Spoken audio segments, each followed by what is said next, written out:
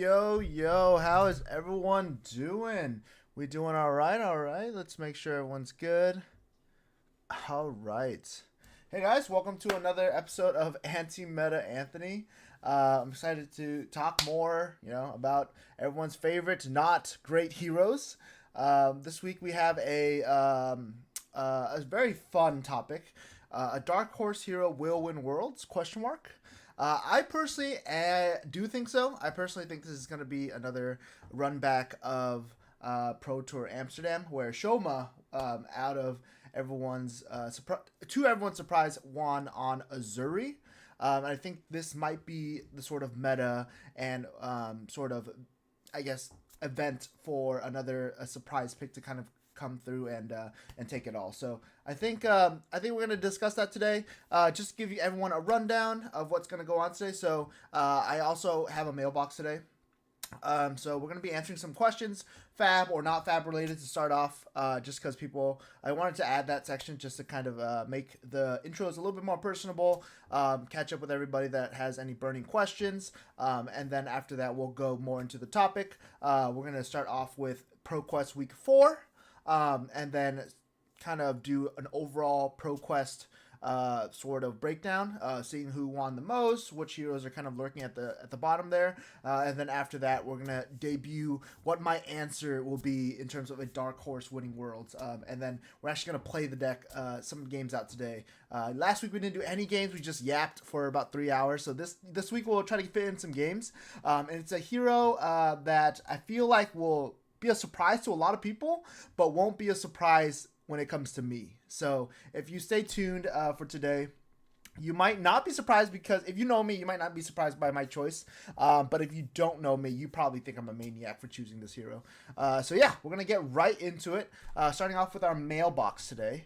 Thank you everyone for tuning in. If you're tuning in and you have any questions, you can throw them up in the chat and I'll answer them too. But we're going to start off with our mailbox. I'm just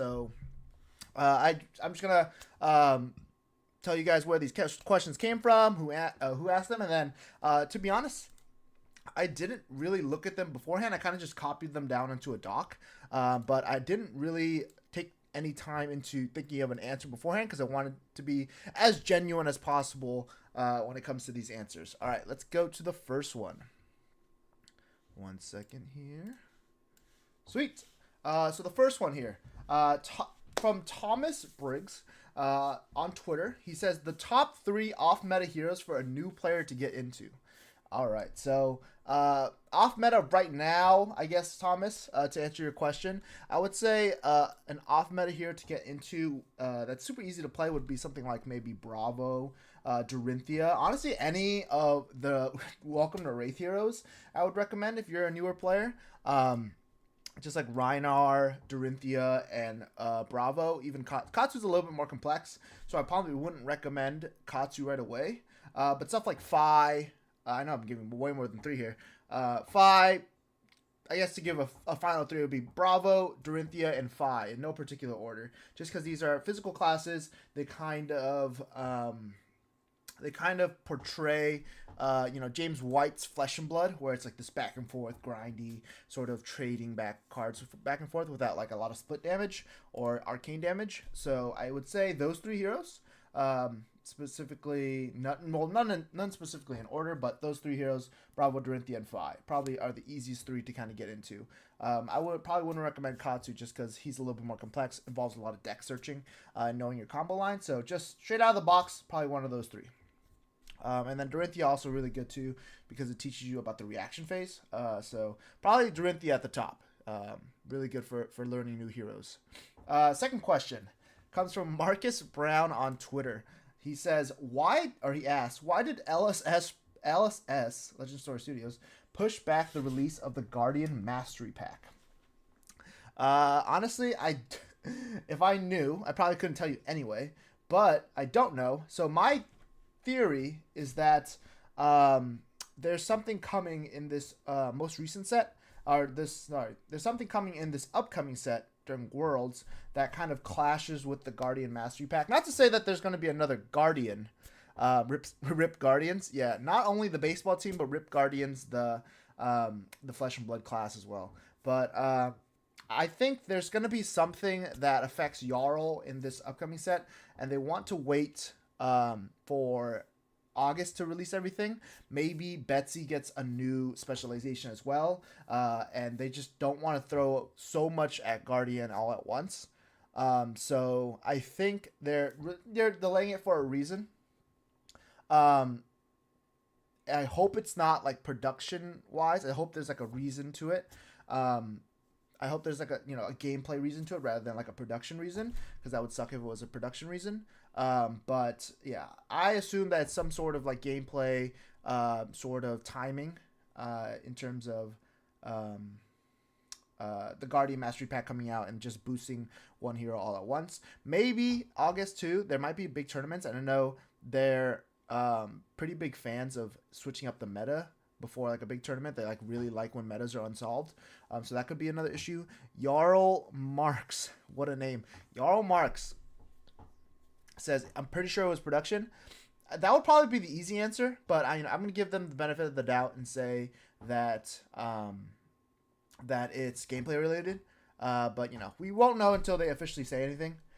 So yeah, it's gonna be for those that don't know about the issue. The Guardian Mastery Pack was delayed back all the way to I think August or July or something. So it's gonna be mid next year. So it won't be coming out early 2025 as everyone thought it was gonna be. So even though Jarl is coming, he won't come at the same time as this um, giant mastery pack that's supposed to be the Guardian Savior. Everyone's rooting for the new assassin equipment with no rune and spell void. Everyone's wanting the Civic Steps version of that, basically. Marcus Brown says, big sad, I have to wait even longer. Thanks for tuning in, Marcus. Happy to answer your question. I know it doesn't seem like it, but I'm also a big Guardian fan. I really like playing Oldham back then. Bravo, is pretty fun as well. Never really played Victor or Starvo, so I can't speak up for those. Or Betsy, I guess. But I do enjoy my stints with Guardian. It was a lot of fun playing Spinal Crush. I think that's one of my favorite cards. Every Guardian is fun. All right. Hey, there you go. I've yet to try it. So I don't know if every Guardian's fun, for me at least. But I know some of them are. Moving on. All right. So this comes from Andrea Biaggi from Twitter. Shout out to Andrea, local to San Diego. What made you change? What made you change from playing meta heroes like Oldham in its prime to be anti-meta Anthony? Who hurt you? Who hurt you? That one kind of stings in the back over there. So my Flesh and Blood career, I started off. I don't know if a lot of people know the story, but Andrew Rudin, I was friends with him in college, and I didn't really play card games besides Hearthstone. And one day, Andrew got into this hobby first. Andrew was opening packs on his stream for Flesh and Blood, and I was like, what the heck's Flesh and Blood? This isn't like, me and him bond through video games, Valorant, League, whatever. So this was a completely new thing for me. And I was like, what is this? And he's like, oh, it's this new card game I picked up. So I was like, screw it. We're going to support his stream. I'm going to buy an Arcane Rising box. And in this Arcane Rising box was Eye of Ophidia, which at the time was like $350. So he was going crazy in the stream. He's like, oh my God, you opened the Fabled. And I was like, I don't know what's happening. And he's like, it's 350. And so I built a deck off that. He built a deck for me, and I basically sold him the Eye of Ophidia. And my first hero was KO Berserker, which is a hilarious hero to play in Blitz. And then I kind of started off my career playing my Flesh and Blood career playing a little bit more, I guess, like troll heroes. Like I played okay. I know all the Reinhardt fans are gonna hate me, and I'm anti-meta Anthony, but sorry Jonah as well. I started off my first TCC hero was Reinhardt. And I didn't really know how to build Reinhardt yet. I was just like, oh, Intimidate's good, But it was good against Prism, which was cool because Andrew played a lot of Prism. So, like, I always try to counter what Andrew played because we would just play Kitchen Table, and I would always try to play the counter pick to his. But then I started going to locals and, Dennis, fam, shout out to Dennis, started destroying me on, like, stuff like Ira and, like, his CC heroes like Viscerai and, whatnot. So I was just like getting destroyed playing brutes. And one day, someone told me that Briar was going to be the new biggest thing with Rosetta Thorn. And I was like, I've never played a Rune Blade in my life. I'm going to pick up Briar. So I started playing Briar, started playing CMH Briar really heavily, and started playing Chain right after that. So I started like this, like I started off kind of troll, like playing these more like lower tier heroes. And then I kind of just took a giant leap of like try hardness, I guess, to play like the meta heroes like Briar, Chain, Icelander, Oldhim. So all these like super meta heroes, and then they all rotated. Like every single one that I like playing rotated out of the format, and I was like, dang, this sucks. Like I foiled out all these decks. I put so much time into these, and they just like retired. So eventually I was like, you know what? I'm gonna play some heroes that don't retire. I'm gonna like play some heroes that kind of suck, but they just will take forever to retire. So I was like, immediately I thought about Dash, because I thought Dash was gonna be super fun with the new Bright Light cards that came out. And then I loved playing Riptide in draft for Outsiders, so I was like, why not build a Riptide deck? And Riptide was so bad into Dromai. I was like, dude, this hero's never going to retire. Like, this is perfect. And I have a full 4 Riptide deck now. So to answer your question in short, Andrea, it's basically because I don't want Living Legend to take away my favorite heroes. So I will play Riptide and Dash, who is very close to getting away now, until they're gone. But just to kind of give longevity to my hero choices. Hey, Anthony, tuning in for Osaka. Not even from Osaka, for Osaka, for the whole country. I mean, for the whole city of Osaka. Planning on taking the dark horse of Enigma to the calling. Yeah. Enigma's definitely a dark horse deck. Definitely not the deck that tied for the most wins overall in ProQuest, and not the deck that everyone's looking to play at all. But I hope you really do well. You know, it looks pretty decent in the meta right now. So I would say good luck nonetheless, even if she's not the dark horse we're all talking about. But thanks for tuning in. Justin should take up comedy with that one. He's a pretty funny guy, I will say. Pretty funny guy. All right. Next question. I got a good chuckle. Why Arachne no good? Says Trent Smith from Twitter. Hold on 1 second, guys. Sorry. Have to handle this real quick. Why Arachne no good? All right. Define good, Trent. No, I'm just kidding. I think Arachne just struggles because he plays this sort of alternate win con, which is milling your deck.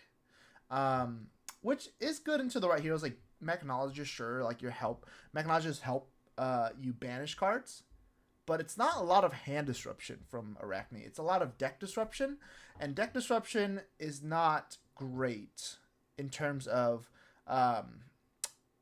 this sort of system that Flesh and Blood runs under. Like, you can always board up against Arachne to have more cards, so the milling effect isn't as detrimental, and then he doesn't really have a lot of hand disruption, so you are able to keep a lot of 5-card, 4-card hands against Arachne, and it's just really hard to block all these sort of aggro decks in the meta. And not to mention how Enigma, the Dark Horse deck that Justin's talking about, absolutely just stunts on Arachne, because Arachne's damage is so low, but when it hits, it's pretty detrimental to the deck. So the reason why Arachne just doesn't really have a way, a kind of access to attack Flesh and Blood on, I guess. Like, he his specialization, the one that gives it go again and then can order the cards however he likes, that one's like a step in the right direction. But I think like his best sort of the best things he can do, other assassins do better, and then the best things he can do don't really attack other Flesh and Blood heroes in the way where it helps him win games. Milling isn't great, and like he doesn't do as much damage as the other assassins, and that's really bad when it comes to either racing or doing critical damage to Enigma to get rid of a reward.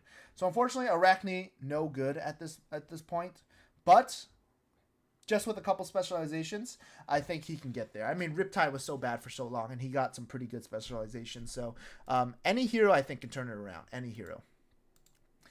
Moving on. Why are the Dodgers going to win the World Series?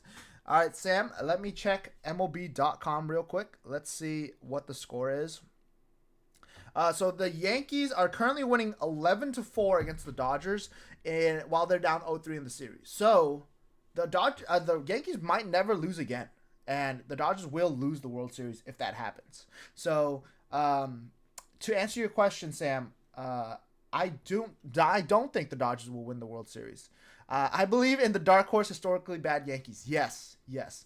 I think in this scenario, the dark horse is the Yankees. So just because we're on the topic of dark horse heroes, the Yankees are my dark horse to win the World Series. Even though they're down 0-3 and no team has ever come back in the World Series. Only one team has come back from an 0-3 deficit in the playoffs, and I think this will be the second team ever. Moving on, we got Joel from Twitter. He asked, Milb, true or false? For those that don't know what Milb means, it's MILB, and it stands for Man I Love Bolton. And this is true or false. As anti-meta Anthony, I'm inclined to like a lot of Flesh and Blood's quote-unquote bad heroes. I can't get with Bolton. I'm sorry. Just kidding. I'm trying to bait all you. I am a Milber myself. I personally do not play Bolton, but I can appreciate what he's all about, you know? He's all about 3-card, 4 damages, but the payoff will be later in the game when he has the soul stacked up. He can make a giant beacon. He can combo you. Unfortunately, he's not great in the meta right now just because of how fast the aggro decks are. And Enigma, obviously. But I think he has a place. He actually picked up a lot of ProQuest wins, more than a lot of people expected. So I don't think he's even that bad. But, you know, he is, in the end, doing below-rate things. Mathematically doing below-rate things. But he makes up for that in, like, you know, really good matchups where a lot of attack actions show up. So in the end, I Milb. Honestly, I Milb. I hope a lot of people Milb, and in the future, just like Arachne, if he gets another specialization that makes him kind of crazy, I think a lot of people will be Milbing as well. So a lot of people are laughing now, but just wait until he kind of picks up some steam. Coming from Talon on Discord, thank you to Talon for sending in this question. What are the best methods you've seen to encourage people to try Flesh and Blood? So I have seen a lot of success encouraging people to try Flesh and Blood through going on the Fab TCG website and going to the Heroes tab. Like the biggest thing I always tell people is that this is a very fantasy leaning game. So if you're really into Dungeons and Dragons or like the fantasy trope in general, like this is your sort of game. You got like paladins, you know, wizards, sorcerers, ninjas, maybe pirates soon, necromancers. You got warriors like brutes, which are like your classic orcs, you know. So like there's a lot to get from the fantasy trope. And then if you really like fighting games, this is like obviously to simulate a 1-on-1 fighting game. Or sorry, a 1-on-1 fight between 2 heroes.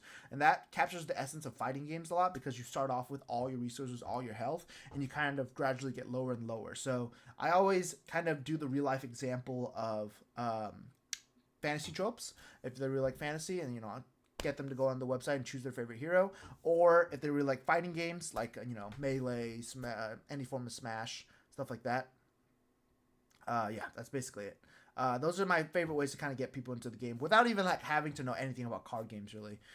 It's all Zen, baby. Zen state tokens OP. Not sure what we're talking about in terms of when you're saying it's all Zen. Maybe you're talking about the Dark Horse hero. I don't even think Zen is a Dark Horse hero. I think a lot of people know he's good. The Zen state token is pretty good, especially with the ways to make like wax on and wax off with the Zen state tokens. I would probably maybe consider him a dark horse, but I feel like he's gotten a lot of attention with ProQuest season, so I feel like he's not that dark horsey. But he's pretty good. I like him. I mean, Joel destroyed me, I think, on when I was playing Dash.io. He made that Zensei token. Whew, I got blown out of the water. Moving on to the next question. While we're on the topic of ninjas, Moises Lopez, fellow teammate, asked me, what is your favorite Katsu card? What kind of card would you like to see for Katsu in the expansion slot? My favorite Katsu card. I think my favorite Katsu card is probably... It's so hard to say. I personally think my favorite Katsu card that isn't necessarily a Katsu card, it's kind of like a well-known staple in his deck, is Ancestral Empowerment. Just because it's like the staple of what he's trying to do. Like he's trying to force through these on hits and then draw a card. It helps him draw a card, is a break point, and then now you can trigger Katsu. So he's all about like the combat tricks sort of game with Ninja. A lot of like Fi and Zen's game plan is just straight up doing damage and outvaluing your opponent, whereas Katsu feels more like this sort of if you give me an on hit, I can do some very powerful things, but if you block correctly, then I won't be able to. Ancestral empowerment is kind of like the key to making his hero ability work, because it gets around these really awkward blocks from your opponent. Mugenshi Melissa is my favorite. Yeah, I was gonna say Mugenshi is probably a close second. I just love that card's art and love that card's like text box, like going to get all your Lord of Winds. But I would say it's probably Ancestral Empowerment is my favorite Katsu card. It's just super cool, super integral into what he's doing. And then what kind of card would you like to see from Katsu in the expansion slot? For Katsu, I feel like if there's a way to integrate another combo line into the leg tap line to bring it back, that would be sick. I know leg tap kind of got power crept by spinning wheel kick, having relevant text and having the same attack and cost and block. But I feel like the leg tap line has kind of been lost into history, and I feel like another bring back of the leg tap line would be sick. Like if they were able to give him either the middle one, like another Rising Knee Thrust variant, instead of just damage, like maybe like a Whelming Gust Wave version of Rising Knee Thrust, where you're able to draw a card maybe, or if they make another Ender, like to go with Hurricane Technique and Blackout Kick, that would be sick. So I think to any card that kind of works on that line is really one of my favorite lines. I don't even remember the last time someone played leg tap against me, but I love that card so much. Like 4 go again. If it hits, you can go get red Rising Knee Thrust, which is 5, and then you can do either Hurricane Technique for 5 go again, or you can do Blackout Kick for 7. Like it's such a basic yet such a cool line in terms of Katsu. And I always thought it was like the most like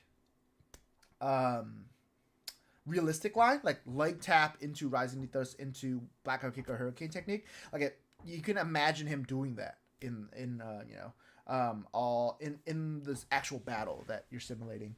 Whereas like Surging Strike is cool, but like I find myself, it's hard to kind of visualize what Surging Strike, Whelming Gust Wave, Mugenshi Release, and Lord of Wind kind of look like. So yeah, that would be my answer. If Riptide got a red trap, let me see. This is from Zane in Discord as well. Let me make sure that I copied this down correctly. Okay. If Riptide got a red specialization trap printed, what would it do? So I think what Zane means is would be a blue trap, like a blue trap where it's legendary. You can only have one. But if it's red, what would it do? So I've always been of the proponent that there should be a trap that does something when your opponent draws cards. So I think if we printed a legendary trap that acted like Balance of Justice, that would be sick. Like if your opponent has drawn 2 cards, or maybe even 1 card this turn since it's red. If your opponent has drawn a card this turn, this trap would trigger when you play as a defense reaction, and you'll also draw a card.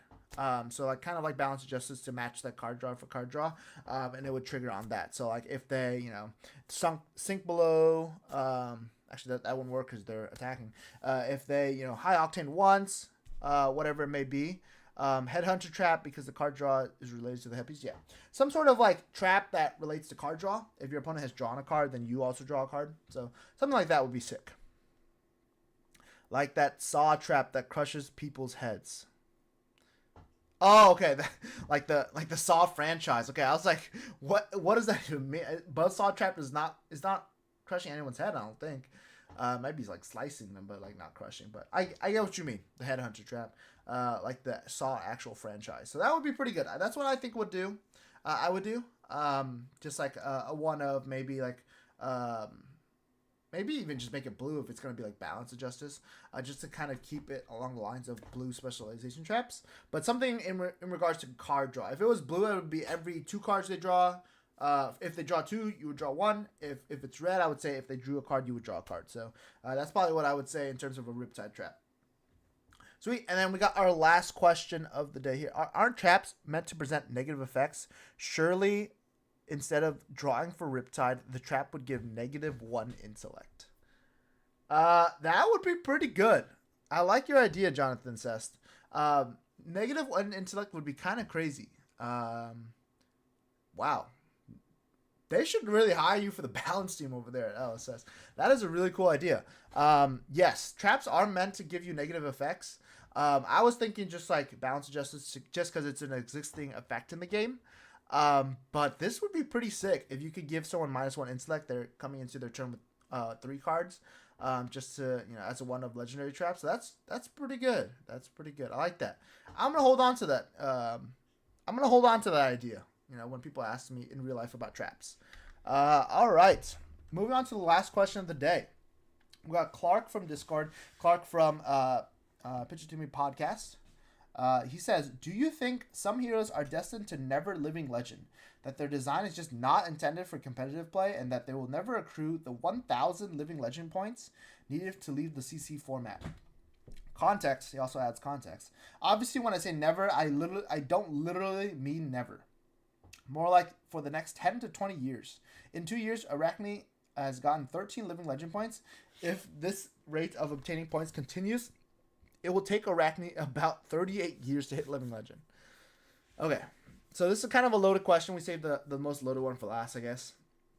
I don't know if the 1,000 living legend point system is something that will continue into the far future for Flesh and Blood. I think right now it's still being iterated on, and they're always changing the point values to kind of match the rate at which they want heroes to retire.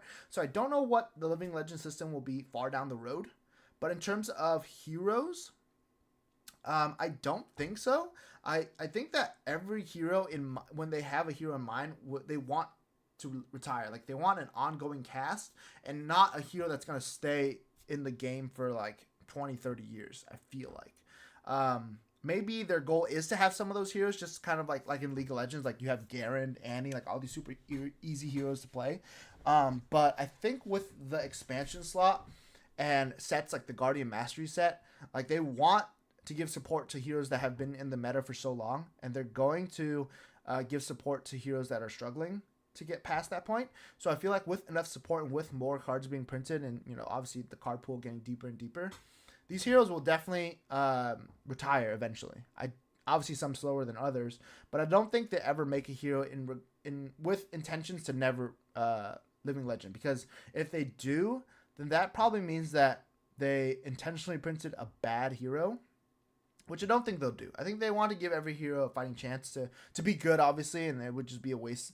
I feel like it would kind of be a waste of design space if they're just making heroes just to make heroes rather than make heroes that are interesting or fun or contributing to the meta in some way. So to answer your question, I think no. I think every hero is meant to retire, and the expansion slot will help out with that. For the heroes that are currently struggling, and any heroes that come out now, they'll definitely get support as well from the expansion slots. Sweet. So we got all the questions done. We're gonna try to do that every week, just to kind of start off the episodes with a little bit more fun talking. Thank you everyone for joining. We're gonna go over the ProQuest wins from week 4. We're gonna go over the overall wins for ProQuest, and then we're gonna debut what I have as my deck to win Worlds. So we're gonna start off with good old ProQuest week 4. Let's get right into it. Let's see, browser. Okay, sweet. This is ProQuest London week 4. All right. I love this chart because for some reason, the other category is like the same shade of yellow as Bolton. So it looks like Bolton just won as much as Viscerai did, which is hilarious. So yes, Joel, I definitely milled because of this photo. But to go over it, we got some interesting sort of developments in this metagame. So Aurora and Enigma were kind of destroying the meta in terms of representation, winning, victories, and whatnot. And there's been kind of kind of like a dog pile on top now with different heroes. So Aurora and Enigma are still top 5, but you definitely got some new heavy hitters coming to the meta. You got stuff like Viscerai. New Viscerai is like I feel like everyone's circle is saying that Viscerai is OP. His ability to kind of just make a million rune chants and storm the game out of control is just insane. His ceiling's really high. His floor is pretty average as well. So like he's a great deck that has really high highs. Obviously every deck can have its lows, but like he's probably one of the more consistent heroes at the moment too, in terms of like mixing his damage. So I feel like he's a really great choice. He's obviously got a really good matchup into Enigma, just because of the split damage and the rune chance to kind of handle. So he's really good right now. You got Nu leading right behind him with her disruption. So I think Nu being an answer to the aggro meta is very obvious. A lot of people playing Nu because they see these, a million aggro decks at the top with Viserai, Dash.io, Aurora kind of leading the way. Nu is really good at disrupting that with hand disruption, with like Siren's Call, and also Arsenal disruption with like CNC and like Leave No Witnesses. So she's a pretty good pick right now too, I would say. And a lot of people don't think that her matchup into Enigma is that bad. So she, most winning hero in the fourth week, or second most winning hero in the fourth week. Then we got Aurora tied with Florian for third place in this week. Shout out to Chris Ayali, our team captain at Arcane for the Arcane Pro team. He went undefeated on Florian. I got a funny story. So today's stream was going to be me revealing my underdog hero for winning Worlds, and Chris was like, "Please, Anthony, don't talk about my Florian deck. Like, I wanna do well with it. I don't want it to get out there." Dude, Florian's like the fourth most winning deck in the whole like meta, and he's like acting like it's a dark horse hero. So shout out to Chris. Hopefully he's having a safe flight right now. I don't think Florian's a dark horse. I think a lot of people know how Florian is, but good job to Chris. In the end, he won on Florian, undefeated. I don't think he played a single Enigma, so maybe that's why. But yeah, shout out to him for winning on Sunday, and I stayed all the way to watch his games. It was an awesome finals. He beat a channel, which is Count Your Blessings Bravo. I think he did like 300 damage that game or something. Chris went absolutely nuts. So yeah, Aurora and Florian kind of rounding out the Rune Blades. The Rune Blades are kind of taking over. Maybe Warmongers is the best it'll ever be to counter Rune Blades, but it is cool to see Rune Blade back on top. Now, if only Guardian can kind of catch up, right? Like everyone, it used to be like a Guardian and Rune Blade meta with like Chain, Oldham, Sarvo. And now Guardian, no one talks about Guardian anymore. It's so sad. If only there was a Guardian Mastery Pack releasing to kind of help you guys out, all the Guardian players. Hopefully we can get that pretty soon. Yeah, Aurora and Florian kind of rounding out third place. They're really consistent, solid decks that do split damage. And then you got Enigma, classic meta defining deck. The Illusionist kind of always define how the meta is going to be. Enigma obviously can struggle into the aggro classes. And has historically good matches into Florian and Nu, but she's always going to be there. I think she's going to be probably the most represented at Worlds, just because she's easy to play. She's like the safest pick. If you don't really know what to play, like Enigma can't be a bad choice. Like she's going to be good. Moving on, we got Dash.io and Azalea. So Azalea and Dash.io kind of rounding out the 5 wins and above club. Dash.io with the new Armory deck. People are starting to refine that deck list. And then Azalea always as like the more another deck that kind of punishes aggro decks with a lot of on hits. Yarrow was the Guardian Mastery Pack all along, and clearly Reinhardt will win Worlds. Yeah, Yarrow. Yarrow has 23 Majestics, man. Like surely you don't need 23 Majestics and a Mastery Pack to make Guardian good again, right? Like, you can get one at a time. Surely, Reinhardt will win Worlds. Yeah, honestly, if Reinhardt, I love Reinhardt. And I love my boy Jonah, but I think the only way Reinhardt will win Worlds is if there's a Blitz portion of the game. Wait, no, is Reinhardt banned in Blitz? Well, I guess Reinhardt's not winning Worlds, guys. I'm sorry. I will contest that statement. Contesting the statement of the Guardian one or the Reinhardt one? I assume Guardian because you're a Guardian diehard, but 23 Majestics, I think you're okay. I think you'll be okay with 23 Majestics. I'm sure you don't need Civic Steps. Round 2. To kind of round out your deck. And then next we got a bunch of 3 to 2 win heroes. You got stuff like Riptide, Zen, KO, Bravo, Sir Bolton. Obviously Riptide being my favorite up there. Some of the more lesser winning heroes kind of rounding out the meta. Not really anything too spicy. Like a lot of these heroes that you see in the 2 win category have kind of like inklings of wins throughout the 4 weeks.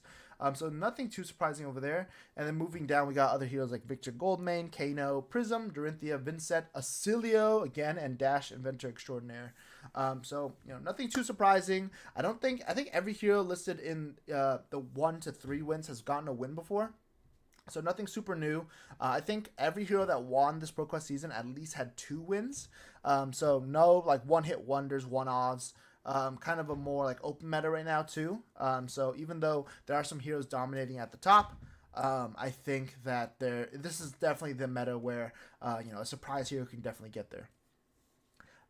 Some of those are reprints. Okay, well, like it's still 23 Majestics. It's like, the Dash.io deck came with like 9 different new Majestics, I think, like counting, the copies of 3.0. So like you got Cerebellum Processor, Fast and Furious, Max V? Max V was 2 of, I think. So I mean, I think it's fine. I think the Yarrow one will be more than sufficient to work on its own with the current card pool that he has from Tales of Aria and Rosetta, and also the fact that he's a dual element hero is going to be really insane. I think we really like this new sort of meta in Rosetta with like single element heroes. It's really fun, but the introduction of dual elements again is going to be crazy. Like, if I could see it already, you're gonna get hit by like Channel Mount Heroic with Channel Lake Frigid at the same time, and like Felling of the Crown and Okinold. It's gonna be insane. Like, there's so many good cards that Jarl can play. You ready to Okinold? Yeah, there's like I think 3 different cards you can fuse now with 1 card fusing Okinold, so that's pretty insane too. I think it's a healthy enough spread for ProQuest week by week, to be honest. Yeah, I think so too. I think early on it was like really easy for Aurora and Enigma to win, but as the meta settles and people are prepping for Worlds more and more often, I think a lot of these heroes are kind of finding their footing and kind of getting their best, most efficient deck list out there. So I think this meta is going to be crazy to watch. Like, there's definitely going to be like some off meta heroes on stream, which is going to be super cool. All right. Hear me out. To make Reinhardt good, we make Channel Intimidation Valley, and it says cards cannot leave the banish zone by any means, and you have to bottom 6 power cards to keep it. Would that be an instant? I feel like that would be a non-attack action, just like Channel Lake Fridge. But that's a really cool idea. I like that. A lot more channels make the game a lot cooler. Every deck having a channel is awesome. Cards not leaving the banish zone is hilarious though, because like your Beast Within gets nerfed as well. So that's a very interesting mechanic. I like that. Quad Intimidate would be insane, though. That would be like, you're playing like Scam and Magic, basically, if you're doing Quad Intimidate with that Channel Intimidation Valley out. Yeah, that's pretty cool. Yeah, and then moving on to the overall sort of results here. We got our giant chart. They use the same yellow right here. They use the same yellow as the previous chart, but they don't have Bolton sitting next to it, so it doesn't look like Bolton won a whole lot of games. Like, if they swap Bolton and Acilio, that would have been hilarious. But let's get right into it. So Aurora and Enigma both getting 68. Unfortunately, both of them couldn't win one more. Sad. Not nice. You got Viserai and Florian and New kind of right behind them at around 3rd place with around 40 wins. I think like the time of the Rune Blades is now, like Rosetta really pushed Rune Blades to the top with like how good the card pool is now with stuff like Deadwood Dirge, Rune Rager Swarm. I think Enigma's Lightning Pool is insane. Aurora's Lightning Pool is insane. Visarai's card pool is now insane, and like Florian, the Earth mixed with the Rune Blade cards is just insane as well. And then New kind of like as an answer to all the aggro decks obviously makes sense. You got stuff like Azalea rounding out that sort of upper echelon of heroes with 31 wins, being the disruptive deck that she is. Then you got Dash.io, which has the new Armory deck. She's kind of weird because I feel like Dash.io would kind of be around the Azalea category if her Armory deck came out in time. But since it came out halfway through the week, she kind of has the halfway mark of Azalea. So I feel like she's kind of now in the upper echelon of heroes as well. But her deck came out too late for her to kind of get that support she wanted. And then after that, we got Zen, Kano, and KO, as well as Prism. kind of starting this sort of lower echelon of heroes, or lower kind of tier of heroes that are winning these ProQuests. These are all, obviously really good decks that have their meta share and like good matchups into the meta, but they just aren't as popular or as lethal, I guess, as some of the heroes up top. And then rounding out the bottom, you got stuff like Sir Bolton, Verdance, Vincent Dash, Levia, and Acilio, all with 5 to 6 wins. The hero that I think will win Worlds is on this chart right here somewhere. So it's not a hero that hasn't won a ProQuest. They have had results. So it's going to be one of these heroes right here. It is definitely going to be below Dash.io, just because it's a Dark Horse hero. So anything in the first 1, 2, 3, 4, 5, 6, 7 heroes, definitely not a Dark Horse, I would say. Like Zen probably is starting to be like that first Dark Horse where like he's still good. I don't think he would be considered a Dark Horse, but I think he's like the first hero where you can kind of start going into, wow, that would be surprising if they won. It's a long tournament. You got like 10 rounds of CC because it's 5 and 5, and then you get 6 rounds of draft. So obviously you have to do well in draft as well to win Worlds. But I think that for a classic constructed hero, anything below Zen and below will probably be considered like a Dark Horse or a very surprising win for anyone. And then at the end of this chart, we got some smaller faces. You got Bravo, Riptide, woohoo, Victor, Dorinthia, Max the Hype Nitro, Phi Rising Rebellion, who won the last Worlds, I will say. So never count him out. And then Azuri Switchblade, the last assassin in the that is interacting, unfortunately. Some pretty a pretty open meta, I would say. Even though Aurora and Enigma kind of outshine everybody, I think I would use the last ProQuest results, like this one right here, as a more indicative way of deciding what is meta and what's not, rather than this one, because I feel like when ProQuest London came out, it was like, right when the book bannings came through and everyone's trying to find their footing, and aggro is just really easy to play. Aurora specifically, the hype kind of like built around Aurora and Enigma being like the easiest decks and the ones that everyone knows is good. And now there's a lot more experimentation and kind of like branching off into other heroes that people are trying to ramp up for Worlds. So I think now is this one is a better indicator of what's good choice for Worlds. And this one is kind of like it's hard to see, but there's like a progression towards the week 4 one. But you can't deny that any of the first 7 heroes are really good. Like they put up amazing results all ProQuest long. So shout out to them for being the not Dark Horse heroes. They're definitely the favorites to win one of those 7. All right, it is time for the big reveal. So I think a Dark Horse hero will win Worlds, and like I said before, if you know me, if you know who I am and what I play, you will not be surprised by what I'm picking. And if you don't know who I am and who I'm playing, you will probably think I'm crazy because there's a better version of this hero, better quote unquote, playing already. So unfortunately it's not Riptide, because there's no one like Riptide, right guys? There's no one like Riptide. I would definitely say Riptide if Viscerai wasn't so dang good. Viscerai absolutely is so hard to play into as Riptide. Like the arcane damage is just insane to deal with. So unfortunately it's not Riptide. My pick to win Worlds is going to be Dash Inventor Extraordinaire. And let me give you the reason why. And I think she, obviously she also benefited from the army deck, but not with the cards. So I don't think Dash right now has space to run the new Dash Inventor Extraordinaire. Sorry, I need to start saying that now because there's 2 dashes. Dash Inventor Extraordinaire probably won't use the new cards like Fast and Furious, Cerebellum Processor, cards like that, because it involves cranking and playing items like that, and you really get the card advantage when you play these cards off the top. Whereas in this deck, Dash IE, you're really looking to not use Spark of Genius to kind of extend your turn.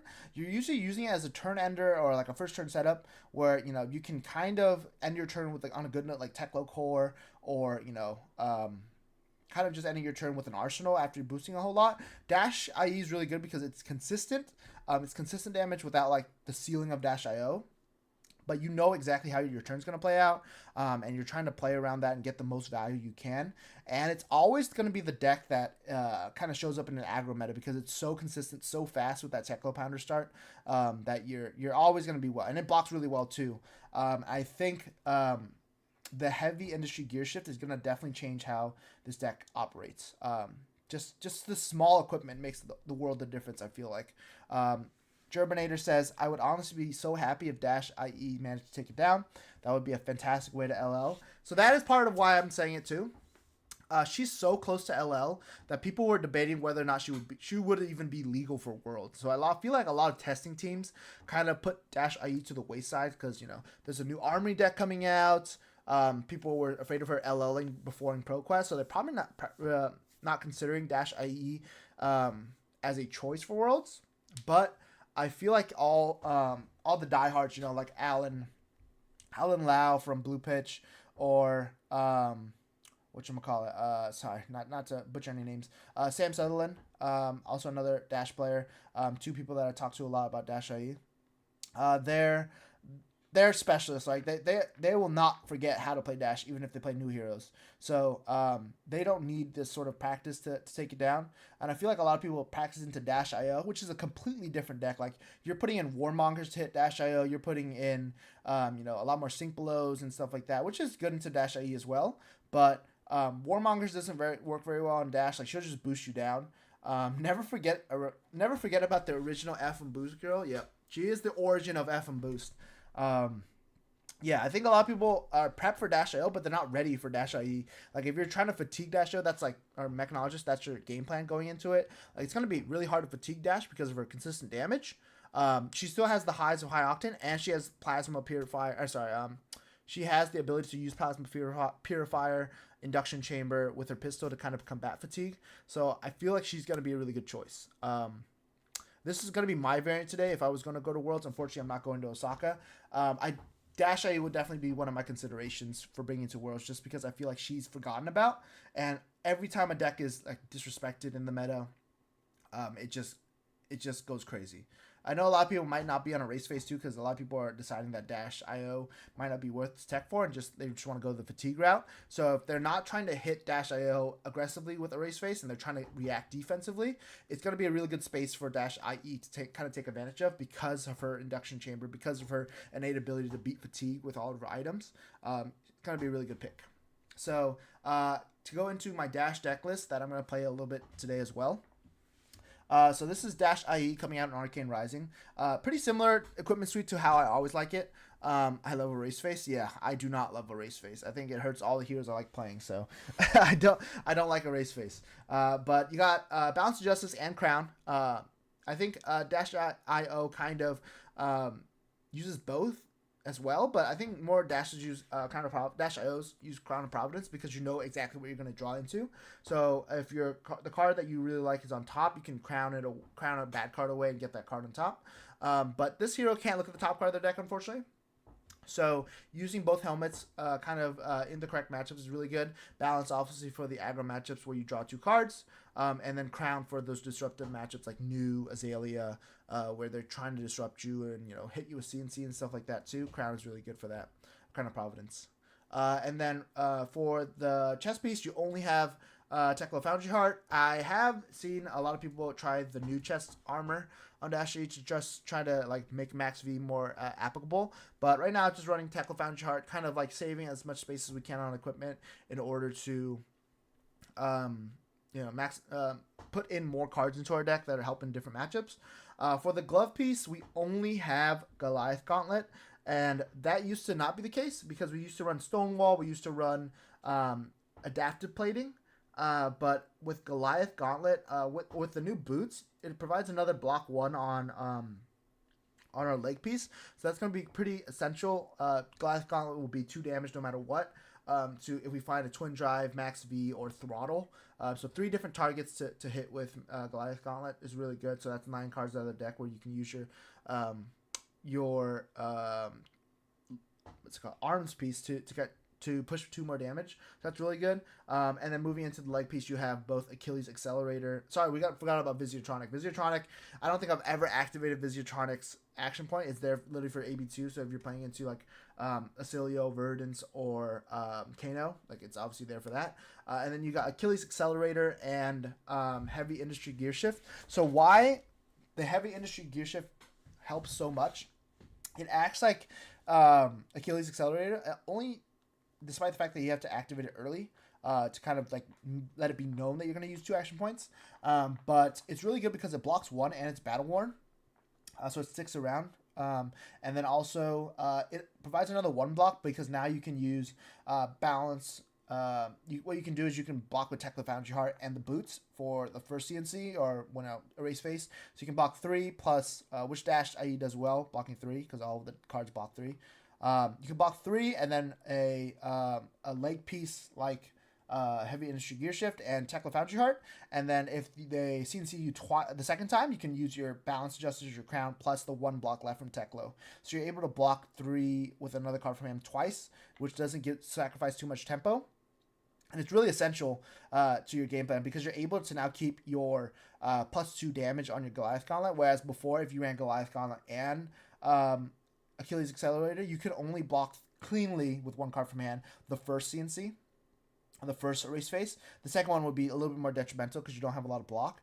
But now with that block 1 on your leg piece, you can now run the +2 Goliath Gauntlet to increase your damage, while not sacrificing too much tempo when you get hit with debilitating effects. So pretty good overall. I really like that change. It's super small, super minute, but it's something that, you know, really helps in Dash IE kind of keep her turns going and to, you know, keep her damage up, and especially to beat all the Count Your Blessings decks. Like you really need to push a lot of damage early to kind of negate the effects of Count Your Blessings later on.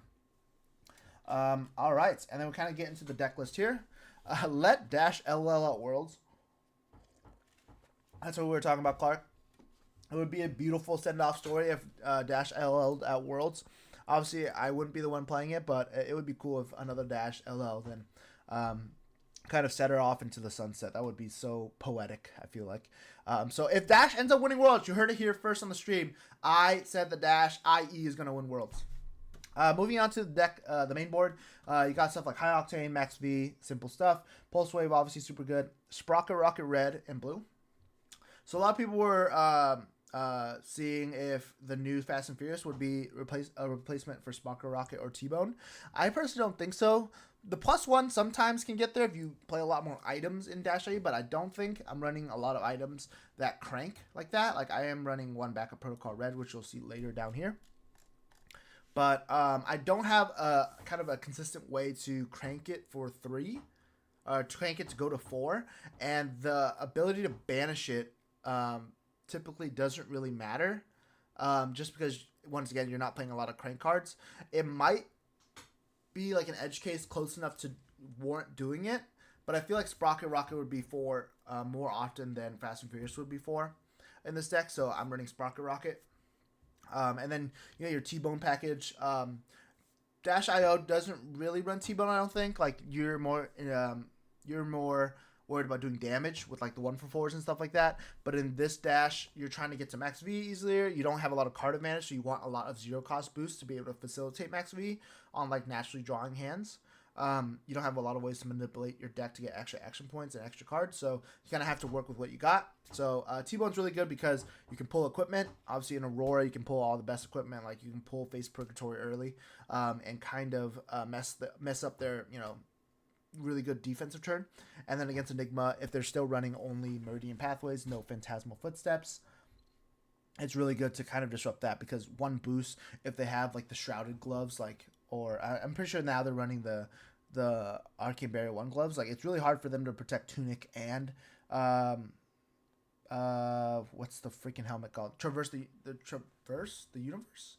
Am I trolling? Why do I not remember that one? I think it's Traverse the Universe. But yeah, that one. I think it's really hard to protect those equipment pieces because you were pulling so much armor with T-Bones and Meganetic to kind of end it. You can see down here, Meganetic. Then you got stuff like Throttle, you know, classic 2-for-6, go again. Twin Drive to double boost for Max V's, and then you got your 0-60s and Zipper Hits, which are all 9-ofs. And then rounding out, you got Spark of Genius, obviously the best card in both dashes. Card advantage, getting you an arsenal, getting you the best item in your deck. Insane on the first turn because you can go get several other items to start off your turn and go first. Also, another big thing, a lot of aggro decks in this meta really like going second. Like, they really like grabbing the tempo. And if you let Dash IE go first all the time, this deck is legit busted. Like, is this the one? Yeah, look at my win rate. Like, my win rate going first is 73%, and my win rate going second is barely 50. So out of 88 games, like, going first with this deck is insane. Like, if you start with Pounder and the Aurora's like, you know what, I'll let you go first because I want tempo. I want to play my instant, make a lightning, and to power my turn. Okay, that's cool. I'm going to plop down my second Techlo Pounder, and we're going to do, my first boost is going to be +4. So, yes, don't let her item setup. Don't go second. Yes. Never let Dash E go first. And, like, she's really good off the tempo, too. Like, if you just let her go second, she can just do, out of nowhere with a 4-card hand, like, 15 damage because she has Techlo Pounder. So, it's not like she's bad going second either. But in a meta where a lot of people want to go second because there's a lot of aggro decks, she's probably the best go first hero in the entire meta. So, she's, you know, another great way, another great demonstration of why she's super good into this meta. But rounding out, you got your items like Techlo Core, Techlo Pounder. You know, Techlo Core, obviously always good to get you extra resources, and Pounder as your premium startup item. And then you got, rounding out, Magnetic Shockwave to go with your T-Bones. Extra T-Bones in the sideboard here, just to kind of fuel that sort of equipment hate. Then you got stuff like Backup Protocol Red. I like running one of just in case. You know, it makes your max Vs a little bit more consistent. If you have a really good graveyard, you can go ahead and Spark for this to keep your turn going. And if you really, you know, are blue heavy, you can always use this off Spark to grab Max V or Twin Drive to power your turn even more. Induction Chambers there obviously as another starting item if you're not running Techlo Pounder to kind of give you this consistent damage to be able to combat fatigue. You got one TikTok clock in there to hate on Dash IO and other mechs as well if anyone else is brave enough to play Dash IE.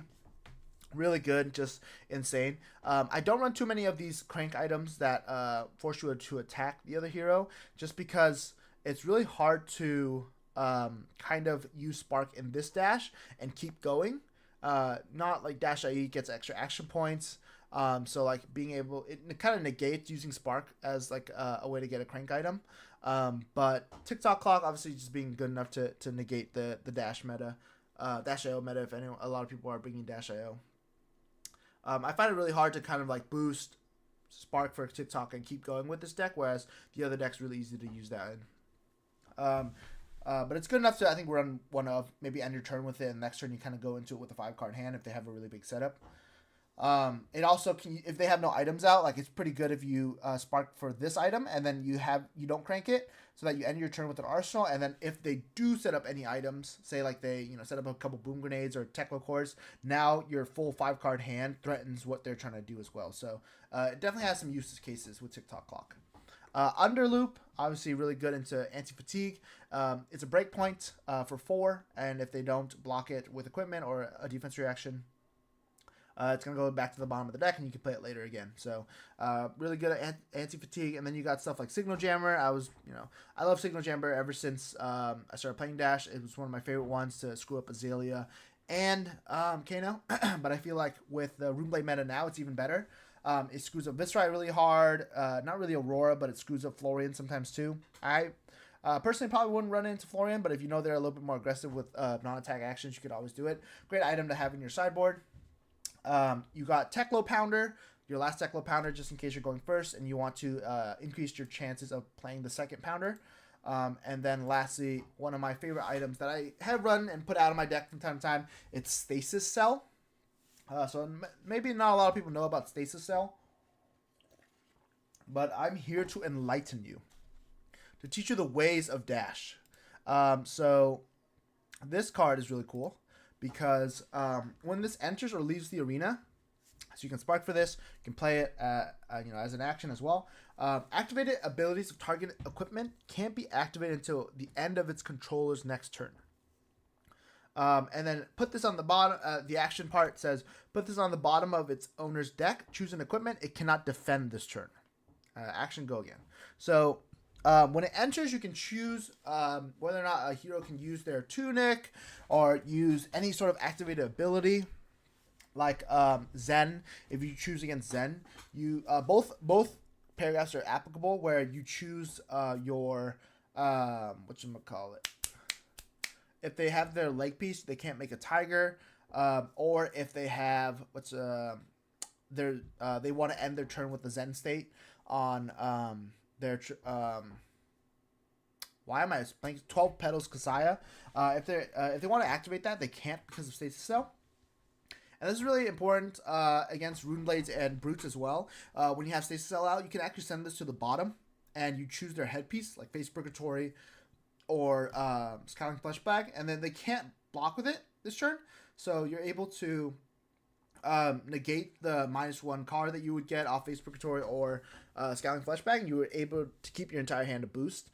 So if you like have a really big turn with Max V or have really good Pulse Wave lined up, like you're able to send Stasis Cell to the bottom, and then guarantee it basically without having disruption from your opponent. And then you can also choose Traverse the Universe too. So like if they're in a pinch, if you feel like they're in a pinch for chi, or they really want to empower their turn and they just transcended, you can send Stasis Cell down so that they can't block with Traverse and they can't get that chi. So that's pretty cool. I really like this as I use it a lot when KO is meta, and I think with the new heroes at the top of the meta, Stasis Cell kind of makes a comeback into it. But yeah, that is my pick to win Worlds. Maybe not on a list like this. I mean, I would count it if Tree Frog Dash was winning Worlds as well. Like I would count that as a win for Dash.ie. Obviously, legally and officially, it is also a win for Dash.ie. But I would also put it under the same umbrella of like a deck that no one really thinks about anymore. So I think Dash.ie, everything's lined up for her to kind of be this super versatile toolbox deck where she can kind of adapt to whoever her opponent is. And in an open meta, a very wide meta, with some really good matchups up top with Enigma and Aurora and all that, I think she has all the tools to kind of win. So we're going to play some games with her, kind of see how she is into the new meta. It would be insanely funny if we went 0-5 and then, we just I just proved myself wrong, basically. But I'm going to go ahead and play some games with her and see how it goes. So we didn't play any gameplay. We didn't have any gameplay last week. So maybe we'll make up for it with a couple games here just to kind of show you guys what the deck can do, basically. All right, let's go head on over to Talishar. So we're going to join this Viserai going first. All right, so Viserai is a very unique matchup. He'll go first. He's a knower. Doesn't let me go first, so that's pretty cool. Obviously, you want the AB matchup here, and you probably want Crown because Viserai often does not draw 2 cards. His main way to draw 2 cards is Tobin the Arknight, I guess. But even then, I don't think that's drawing 2 cards. I think it's putting in your hand. And Sonata is also putting in your hand, so it's not drawing cards. So typical Viserai matchup here. I've seen Viserai's kind of struggle to go towards fatigue against Dash.io. So I'm going to go ahead and play Tackle Pounder, though, just to kind of show you guys to see if we can kind of counteract that. And then we'll also put in Stasis Cell and Signal Jammer, obviously, to kind of show you guys how Signal Jammer can be messed up against Viserai. And then how Stasis Cell can counter that Face Purgatory. So we're going to need to take out some blues. So we'll probably take out some blue Sprocket Rockets. Alright, good luck and have fun, my friend. I'm going to start off with the Pounder. Alright, we're going to get right into it here. Let me see if I can throw up some music here. To kind of... That was pretty loud, I'm sorry. I'm sorry if that was loud, guys. My headset wasn't even on, so I'm sorry if that was just a burst of loudness out of nowhere. Alright, so they're making a Rune Chant setting up, it looks like. So this is going to be pretty good. What we're going to do is we're going to load our pistol and then send Throttle here for 6. So the bad part about Dash.ie is that you just don't pay attention to your banish zone. I mean, obviously pay attention because you want to know what cards are left, but don't have any emotional ties to your banish zone because it's gonna hurt. You don't know what you're boosting. It's gonna hurt when you boost high octane and stuff. But you just gotta get past, you know. So we're gonna play Signal Jammer here. Hopefully it catches him on a huge Morgentide turn. And we have a really good turn next turn as well, with the ability to boost 4 times and get our pulse wave all the way up there. So he's running Crown of Providence, so he's not running Base Purgatory. So our Stasis Cell won't matter as much here, I don't think. So hopefully we can find it as a boost card, or it's just another pitch card for us. The cool thing about all the tech items, the blue ones, is that they're just innately good pitch cards as well because they're all blue. So you don't get hurt too much by running them if they decide that they're running something else. Ooh, that's a good card. So that's a pretty good card because now our Teklo Pounder is getting threatened, but it's the only non-attack he can play this turn. So there is that. So we're gonna take the Rune Chance. So this is for 9. This is threatening our Teklo Pounder, which is pretty good. We don't want to lose the value, but blocking 9 is also a really tall task because that's essentially all of our hand. And our turn's really bad if we give him, our turn's going to be really bad if we just don't give him the Teklo Pounder. I think because he doesn't have Base Purgatory, I'm pretty happy just giving up the Teklo Pounder. There's not really an efficient way for us to block with everything too, I guess. Like we could send Zipper Hit and this and block 10 with this. Maybe that's a good play. Let me think about it real quick. 7 into 4 and we keep it for 1 more turn, or we can Pulse Wave to get his hand out there. Pretty difficult decision. I would say. I personally think that this Teklo Pounder is not worth saving, just because we kind of already have the upper hand. Wow, it's already giving me the really hard task. You know what? Actually, we're gonna block. We're gonna block and save our Pounder here. Just because we already have Signal Jammer. So we're already pretty set up with what we want to do anyway. And then Signal Jammer should negate another really big turn of his. So we'll basically have 2 turns of tempo here. Signal Jammer goes off. Yes. I will boost again. Our first boost being High Octane and our second boost being Maximum Velocity is awesome. This is the stuff. This is definitely the deck that's going to win Worlds if we're going to, keep up with our banishes like that.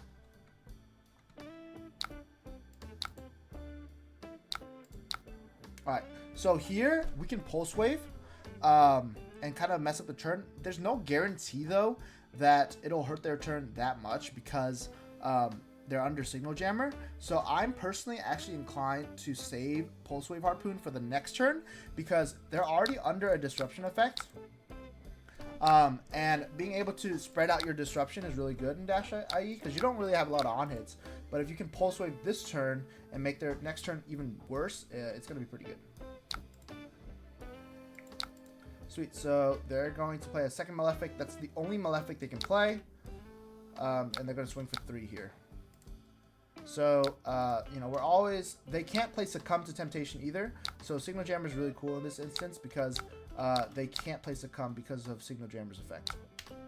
So this is just straight damage. We don't have to worry about it. They have 3 Rune Chants on the back end, and they're going to swing in with Reaping Blade and 3 Rune Chants. So we're going to take all the Rune Chants. This is just straight damage, so we're able to kind of just take it on the chin and go ham into their next turn here. Alright, and it's going to be really important to present breakpoints. So boosting in order with the Teklo Pounder out, if you boost the 060 first, you actually get a breakpoint of 5. So we'll be able to do 5, 5, and 4, which are all really hard to block. You kind of don't want to give your opponent really easy cards to block, like 060 blue, yellow is really easy to block if it's 3. So you kind of want to mix up your sort of boosts. In order to, mix up the order in which you boost because of the Teklo Pounder making stuff super awkward to block. So we're going to boost the 060 first, kind of like not giving him any info as well because it's only for 5 with 4 cards left. And we boost with this card here. And then we're going to Pulse Wave here. So this is what I'm talking about in terms of spreading out your disruption. So we had Signal Jammer to stop his turn last turn. And then now when he wants to keep all of his cards, we're able to Pulse Wave him here and kind of mix up our sort of attacking options. Malefic Amplify is going to be pretty good. I think Amplify is always just correct. So having another Malefic out there, pretty good. I think it's better. We could Spark here for 0. So we could get another Signal Jammer. But knowing that his hand is Rune Rager and Malefic, I feel like Signal Jammer isn't doing great in this scenario, usually. Maybe it stops him from playing Morgetide. But I think we're better off if we just get the extra resources. So I'm just going to go ahead and get Techlocore. Since he's already at 17. And we get another Pulse Wave. That's pretty good. Insane. Another Techlocore is super good because now we can use it as a Plitch card since we don't really need it for anything else. Come. Okay, wow. If we got Signal Jammer there, it kind of screws over his entire turn. So he's going to pass with Morgetide. That's pretty insane. So I'll go ahead and load the pistol. And then I'll start off with 0 to 60 boosting. So I'm going to Pulse Wave him again here. So it's going to be pretty detrimental to him again.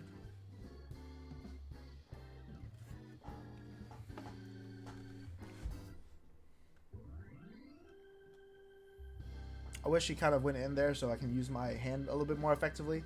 Drawing 2 Techlocores here. Techlocores here isn't really good.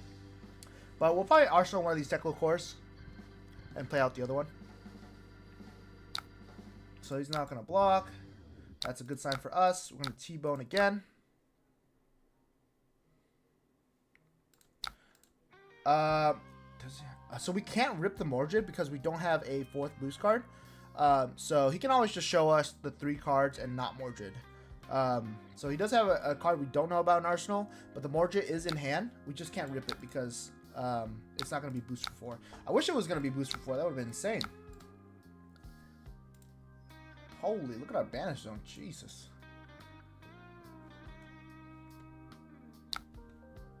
Alright, so we know that it's Morgetide. And he does have Amplify the Arcanite and Rune Rager for Rattlebones.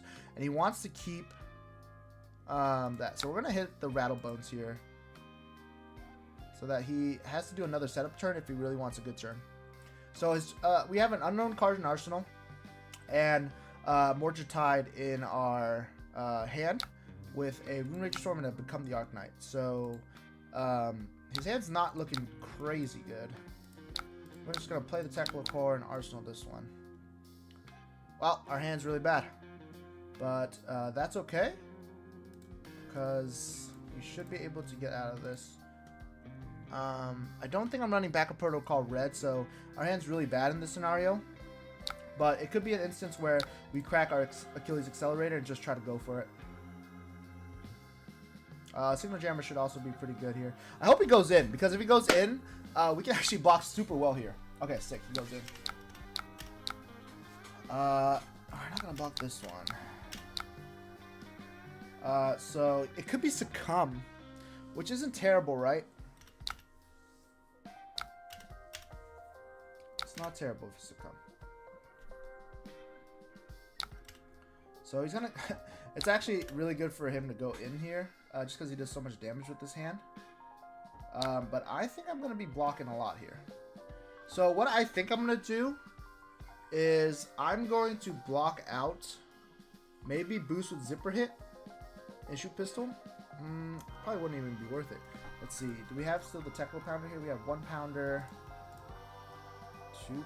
Yeah, we have 1 pounder left in the deck. So what we can do is actually keep Spark, block 9 here. And with the 2 floating, we can go get Pounder here to kind of to use the 4 resources to get a resource sink. So really bad hand from us. You don't really want to keep any of these because they're not above rate boost cards. But it's gonna be pretty good for us to block a lot of this. And then now we're gonna skip all the rune chants. So pretty good turn from him, and we'll be taking a bunch of damage. But now we're set up to kind of do well the next turn here. So we're hoping that he doesn't have a good 4-card hand. We're not going to attack him, so he won't be able to filter with his crown. And then we're just going to go into the next turn, hopefully, with a better hand here. Which we do have. Sick.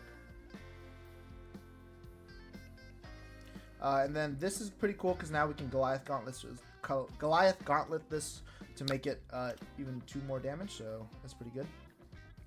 He's going to Tunic to start us off. He's going to Sonata, maybe pitching a blue. Yeah, he's going to really dig deep here for a couple cards. 1, 2. So only finds 1 card out of this reveal 6. Reveal 5, I think, actually. 5 cards. So he has Sonata, Runic, Read the Runes, Vexing. So he got the Vexing Malice in his hand. So he has a blue pitch card. And he has a Deadwood Dirge. So he's going to play Drawn, pitching a blue. So not the best hand. So I'm just going to not block here. He's obviously going to activate Spellbound Creepers to destroy a Rune Chant and extend his turn probably. But he won't have a good way to attack unless he pitches his last card to be able to swing his sword.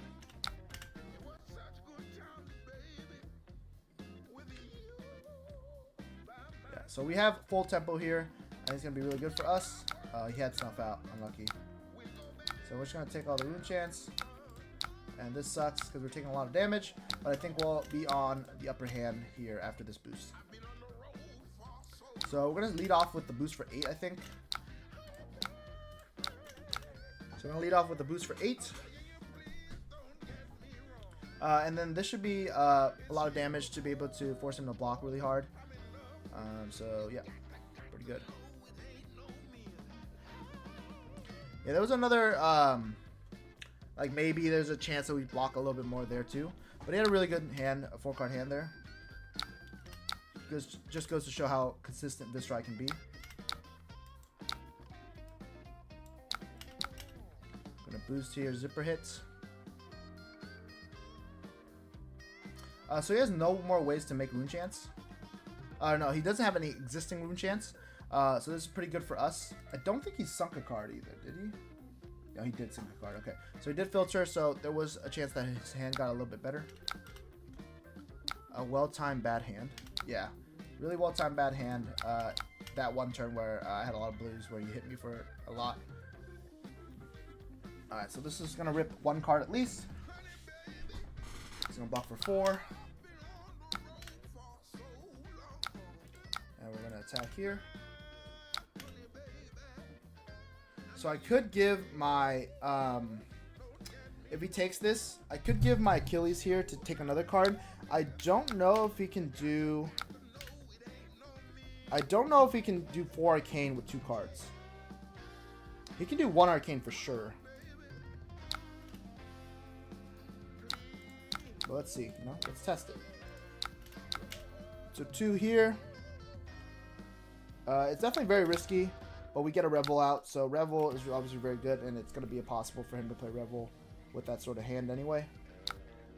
Morgia Tide. Swarming.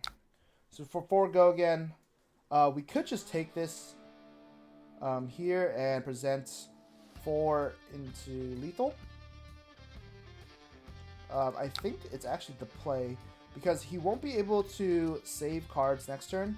We don't play around Sigil of Suffering, though, unfortunately. Is this enough cards to rip out of his hand anyway? So if I block for 3 here, I think it still will be enough cards to rip out of his hand anyway. If we go 4 into 3, assuming he doesn't draw a defense reaction. So we're just gonna play it on a little bit on the safe side.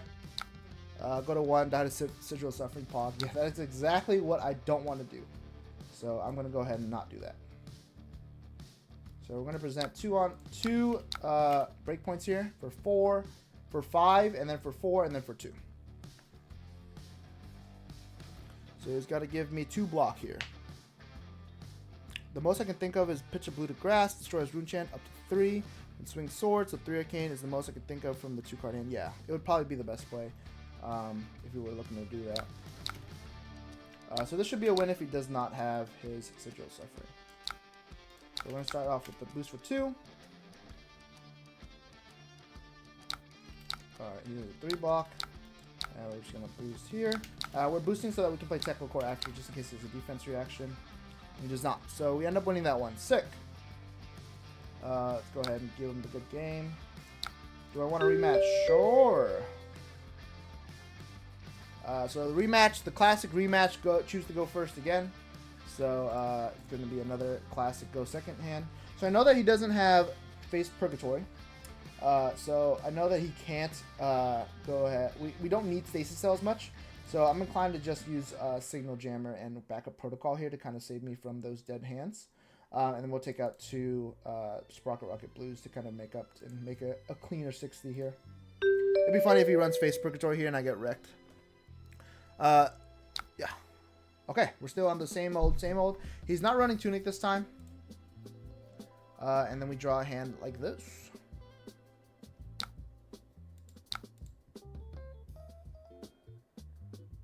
Grasp, and he's going to probably pass again.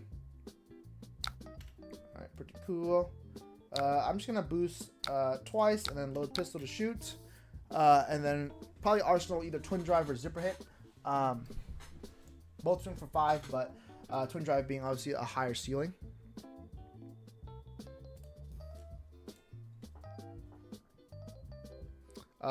Zipper Hit is also really good. Purgatory does seem kind of hard to get the value of -IE. Best case, he lines it up against your Goliath Gauntlet card. Yeah, it's really hard. It's really hard to get like the full block value, but you're not really playing Face Purgatory for the full block value always. Like you're trying to strip them of their last card. Like -IE is really good because if you can boost twice, you can kind of like know when the max V is coming. So you can just block to prevent the max V. So like even though you're blocking say like a 5 cost attack or a 4 cost attack for 7 or 8 with all your cards, like you still feel like you're getting a lot of value because just because another 1 for 1 or another one damage Room Ranger Swarm. You still feel like you're getting a lot of value because you're preventing that big turn. So this could be your classic Succumb to Temptation. Our hand's not too crazy to the point where we care. So if he plays Succumb, so be it. Alright, we're going to take 1. Machinations is really good. Is this the Osaka Finals? I didn't even see that Moses. Yes, this is the Osaka Finals. Viscerai, the God tier deck everyone's talking about, versus Dash, Inventor Extraordinaire. So our Twin Drive is not great right now.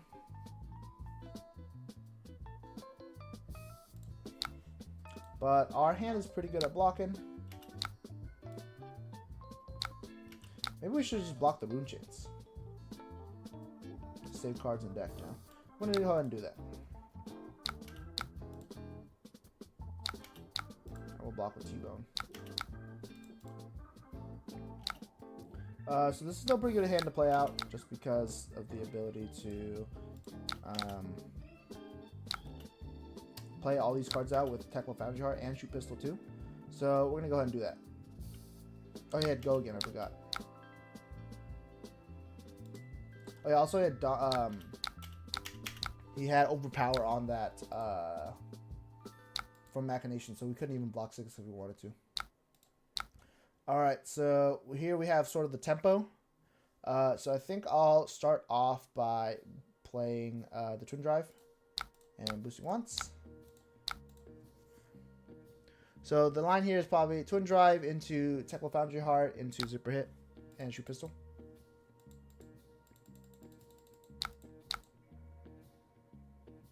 Fortunately, didn't draw a crazy hand to kind of come back on. Alright, so we'll boost here. And we'll be able to shoot pistol after.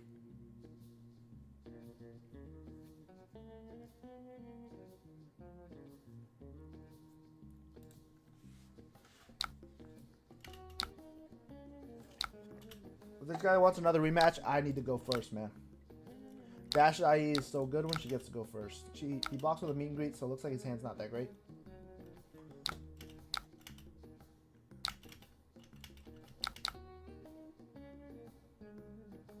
Oof. Talk about hands that are not great.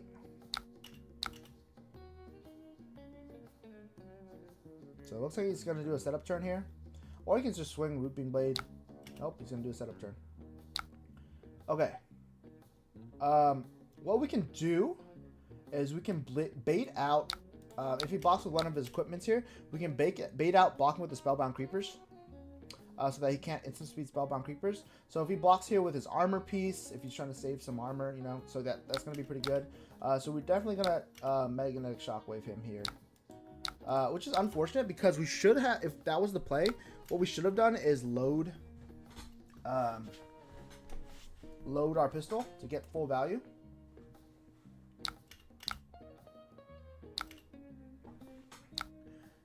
I mean, it's also not bad if we just Techlocore here, and then we Arsenal our Magnetic Shockwave, and then we can sync it with Crown. It might be better than letting him have Spellbound Creepers. Usually Spellbound Creepers sometimes like doesn't even matter, so I think we're just going to go with the line that helps us the most rather than the line that potentially hurts him the most. So we're going to go with the Techlocore line here, actually. So it's a good thing we didn't load our pistol. I definitely wouldn't make this play if it wasn't for the fact that we have Crown of Providence. Alright, this is pretty good. Boom Rager Swarm. Alright, we're just going to take all this. I believe this is for 4. No, it's still for 1. Okay. So we're going to go ahead and Crown.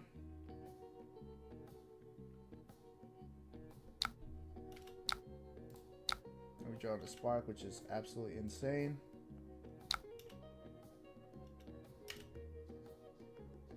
And I think what Smashing Good Time says is it's the next time an attack action card hits. So if he has Amplify the Arcanite here, it's going to be pretty good.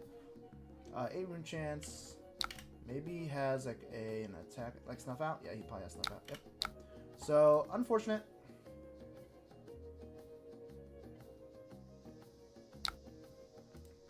So this costs 2. 2, 1, 3. It's not that bad. We can still block 5 here, which is insane. Now we need to figure out what's the best card to give up. So obviously we want to keep Twin Drive and Pulse Wave Harpoon and our blue to be able to fuel our turn here.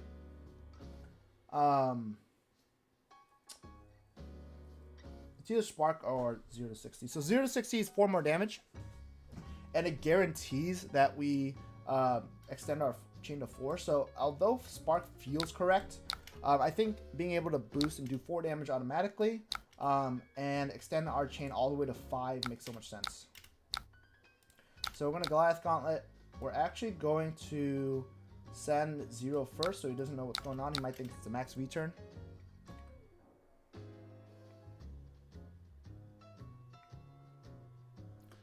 You always want to give them as little information as you can. So this is a really good play from us already. Pretty good tempo here. Let's see if he ends up blocking. This definitely feels like a hand where you should be blocking -IO. So if you're trying to stick in there, it might be pretty bad. So he ignores it. He wants to see what's next. I'm going to go ahead and double boost this. So now it goes up to 7. He says he doesn't care. And then now we're able to see his entire hand here, which is insane. So now we can pick the best card, and this is where it pays off to play the game a lot, because now you can see their entire hand, and you can choose the best card in this scenario to kind of get him here. Double Mortgage, which is insane. If we take his Swarming Gloomveil, he can't attack at all, which is insane, so we're going to go ahead and take his only attack. So now... yeah, he just surrenders. Yeah, it's just unfortunate there. Good game, man. Yeah, so the supposed best deck in the format, folding to -IE, you know. -IE is always going to be a super good aggro deck. Really good blocking armor, too. And the ability to set up and play Signal Jammers to mess with Viserai is also super cool. So, obviously showcasing there why it's good against Viserai.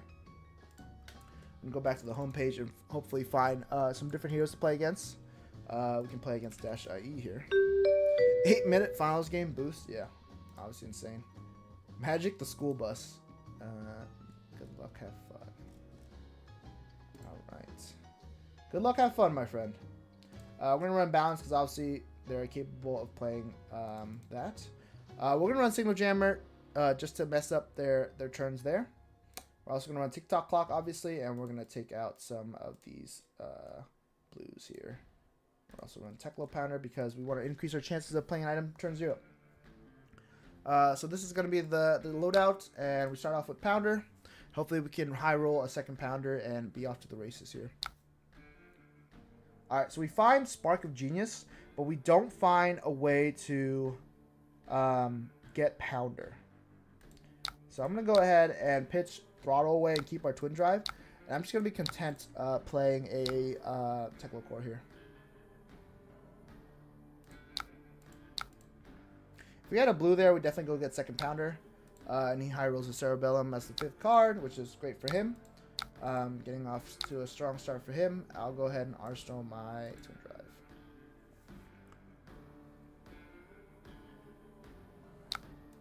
Dissolving Shield from hand. Boom Grenade. So it looks like he's going to do a big setup turn for himself as well.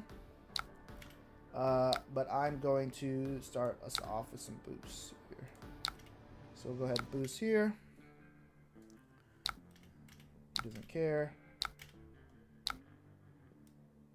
I kind of want to keep Twin Drive here as another card to kind of go ham with. But being able to see his entire hand is pretty good. But I think I might just settle for Zipper Hit. And just keep the Twin Drive for next turn. Just so that we can hit max V if we need to.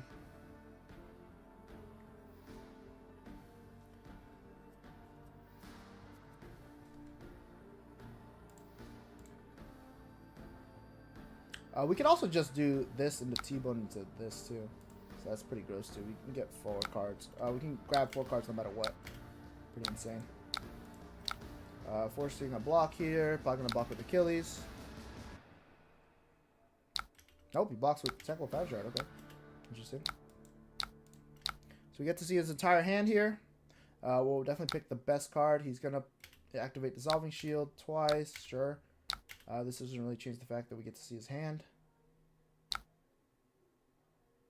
So he has a blue card, an Outpace, and a Spark. I'm going to go ahead and grab Spark because I think that's the best card in his sort of game plan to get a bunch of cards into play. We're going to go... Oh, don't forget to shoot pistol. Click too many buttons. I'm going to go ahead and pick the Spark again. Shut down the turn a little bit harder. And then he should have still 1 floating, but I think we'll still attack because it still does 1 damage. Alright, pass. Pass back. No Spark for him, the only OG. Alright, for 5 here. 5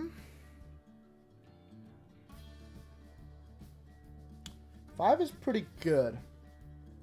We could block out here and present 1 less attack. We know that he has a Zipper Hit and Arsenal and he has more attack, so I think I'm inclined to just take this one. I don't think, unfortunately, we can block out and still present like a really good turn. So against Dash-O, you kind of want to be on the offensive, especially with Outpace here. Like, it's really hard to block Outpace without armor anyway. So yeah, we're just gonna let him boost out. He doesn't have a way to play Boom Grenade with 0 cost, so we're gonna go ahead and let that happen. That's sure. So this is really good for us because he has double processor out, and now we can go ahead and play TikTok Clock off and crank it. Yes. We have 2 floating as well, so we can play all of this out here. Nice clock. Thank you, man.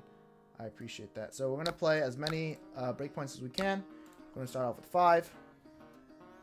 And this threatens hitting both his Cerebellums too, so this is really good.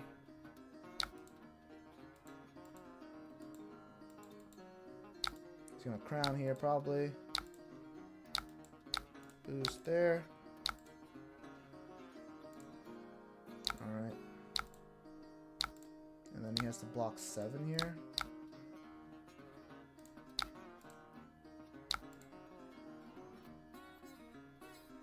Okay, so he decides he's gonna take 1.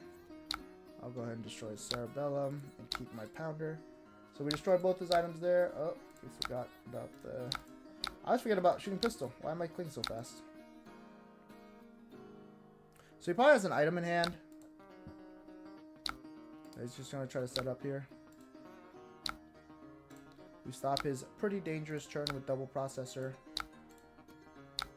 And we kind of set ourselves into equilibrium on life.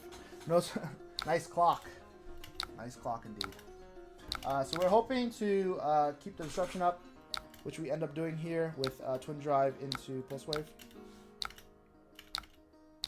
So we're going to boost twice here. We'll actually start off with this boost. If he decides to keep all of his cards, I'm going to Pulse Wave for up to that again. Twice. So he's probably going to just take it, assuming it's max V. But I'm going to Pulse Wave him here. So this will get out the best card in his deck. He just simply gives up because it's too much disruption. So that was a cool game. Backup protocol yellow too, huh? What could you get with that?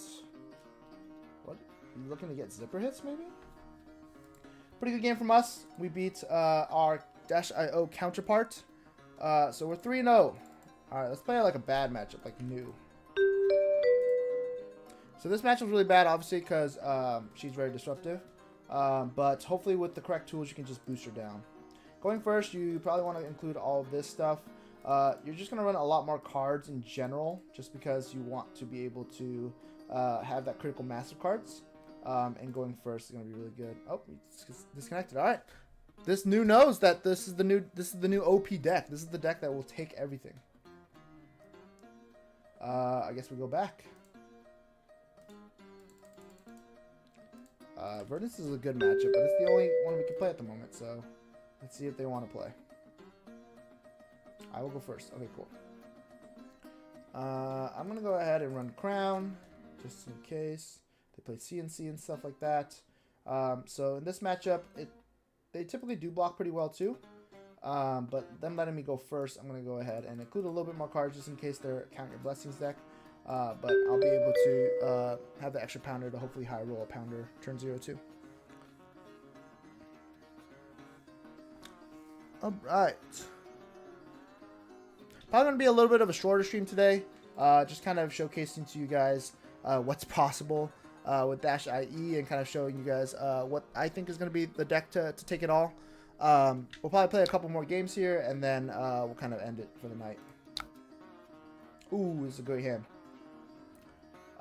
So I can go get my tech low pounder here. I only have to load pistol once. And 0-60 is really good with pounder anyway, so I'm gonna go ahead and grab it with that.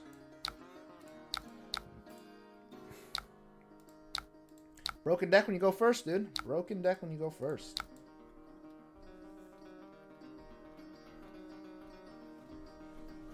Surgeon Aethertide. We're going to go ahead and take it. So they do get Amp 1. And this is where you can kind of know if they're a little bit more physical focused or if they're more arcane focused. So you can already kind of tell they're a little bit more physical focused if they're running Erase Face. Obviously to counter -IO here. So we're going to go ahead and block. And then we'll start off with good old Pistol Faithful.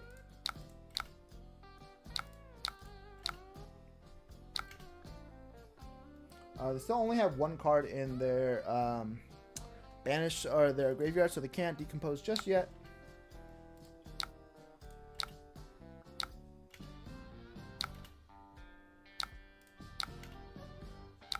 I'm gonna go ahead and load up twice. Boost. For 5, go again.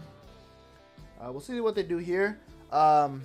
If they don't block, I'm inclined to just play out the Sprocket Rocket just in case it's Plow Under.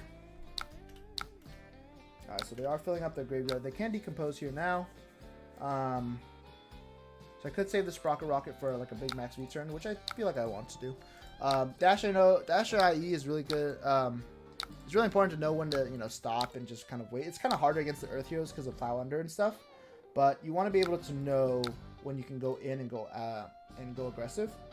So yeah, this is really good for them. They'll be able to do 5, which is fine. I only have AB1 anyway. I'm going to start off by loading my pistol, and I always want to lead with pistol because it's going to be just 2 damage automatically, and it's really awkward to block. Like, you don't know if you want to commit a whole 3 block to block 2, right? So pretty good here. I'm going to go ahead and boost a Sprocket Rocket. It's still only be powered over 2. Yeah. Not super attractive, but like it's still awkward because they're able to decompose and get the effect off, which is really good anyway. Like, even if it's swinging for 2, you could still get my arsenal for free. And usually, you know, Dash's arsenals are pretty good, pretty powerful cards. Alright, so they're going to play Root Bound. So they're not blocking too much here. I am going to play this Twin Drive here.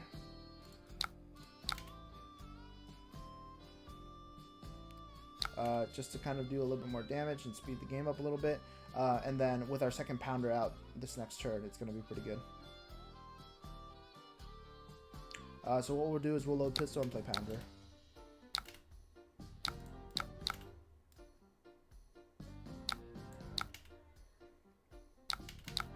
Two pounders, pretty good starts.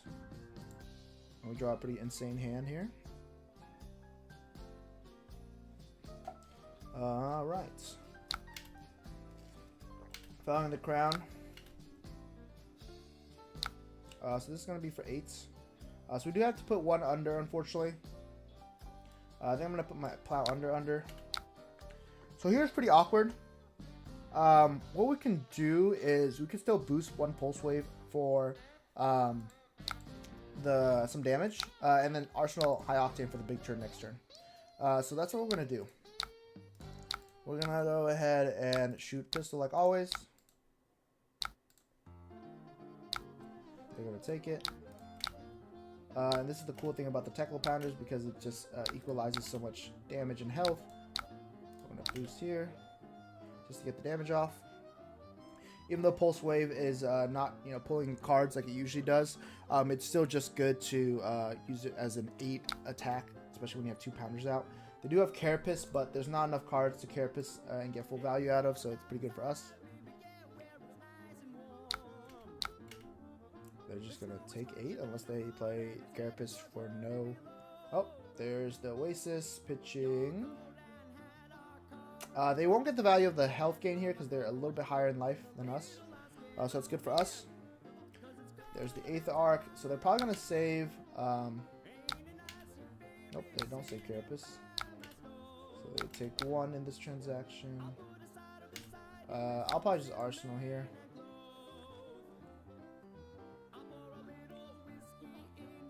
Aether Arc. So this isn't too crazy. Just because he already has an Arsenal card anyway. I'm going to go ahead and play High Octane. Second High Octane. I know the returns can be diminishing when you double High Octane like that, but pretty good here. High Octane for 8.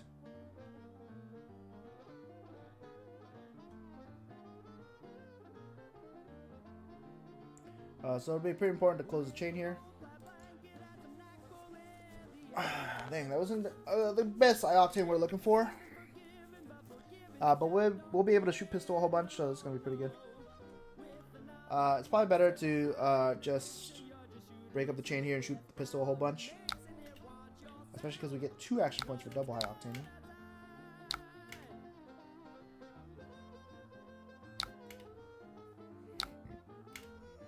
I'm going to break the chain. Oh, that's not the button for it.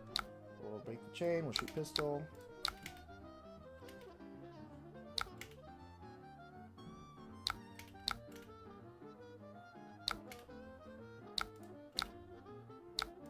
Shoot pistol again.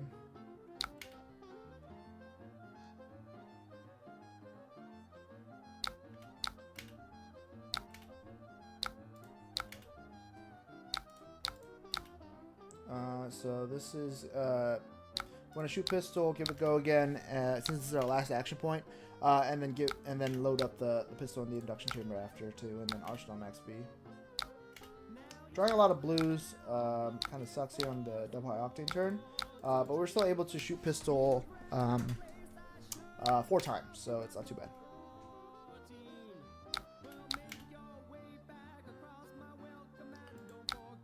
Here's the root-bound carapace, and he has 2 earth cards, so he's pretty close to being blue. Actually, he can bloom himself right now.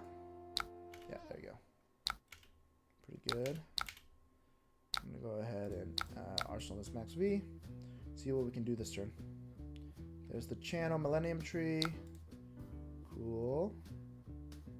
So he's gonna come in for 4, but no damage, so that'll be fine for us. So he has his channel the Millennium Tree, which is gonna be super annoying to block. What we can do is start off with pistol again. We can boost here, here, and here, and then end with max V.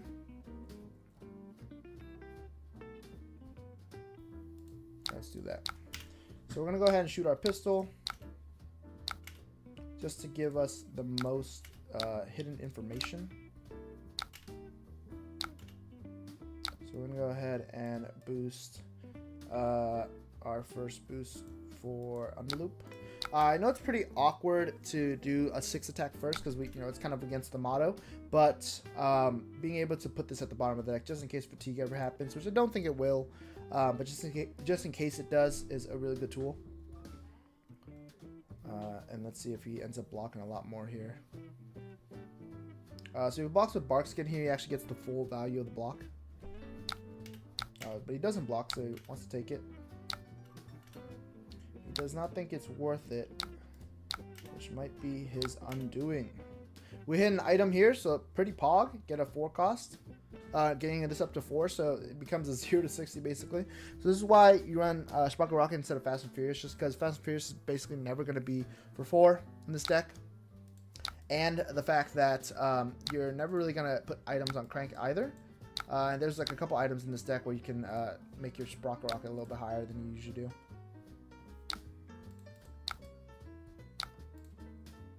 Alright, so we're going to go ahead and tackle Foundry Heart, Goliath Gauntlet, and swing for 12.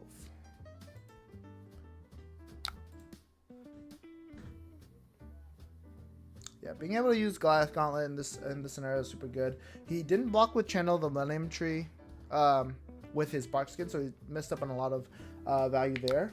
And he's gonna block 5 here and use Well Grounded. Looks like he wants to keep a lot of cards here.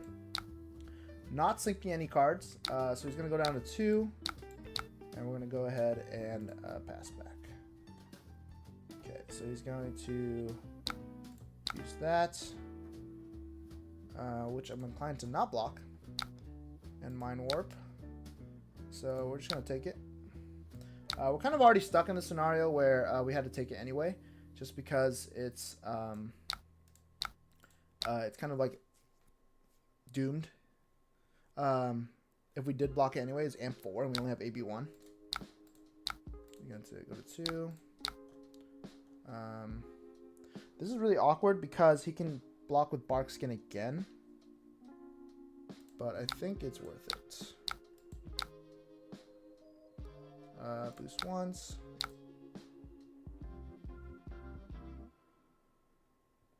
So here's the block with Barkskin again to get the second embodiment, and then we shoot for 2.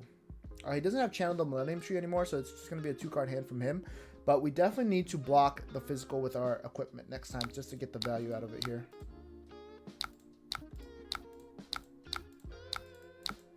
So he has to give us 1 more card.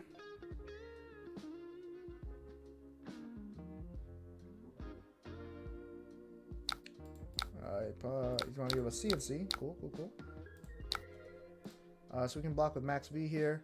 Or if he just sends like a random attack, we can just block here and sink here and just get like the best hand possible to be able to kill him here. Plow under.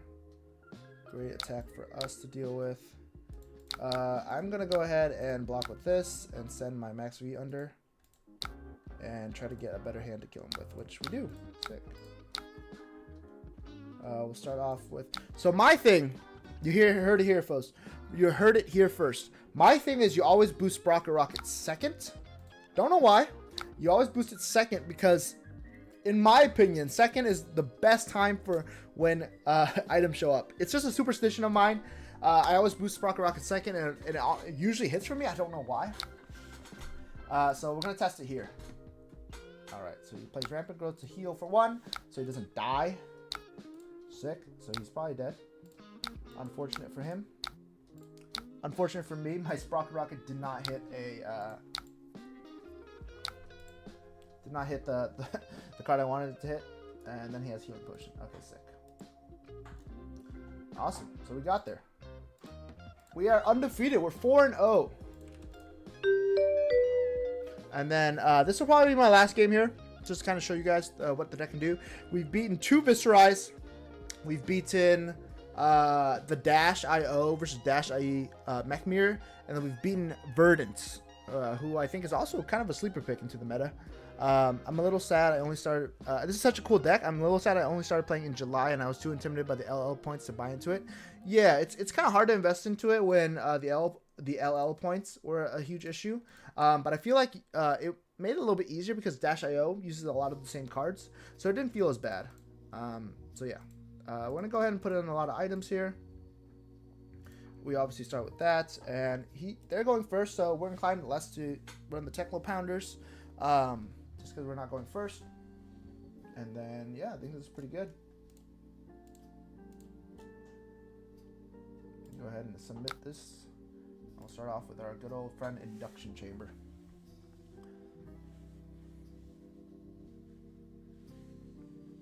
So it's Reality Refractor Enigma with Ghostly Touch. That's interesting.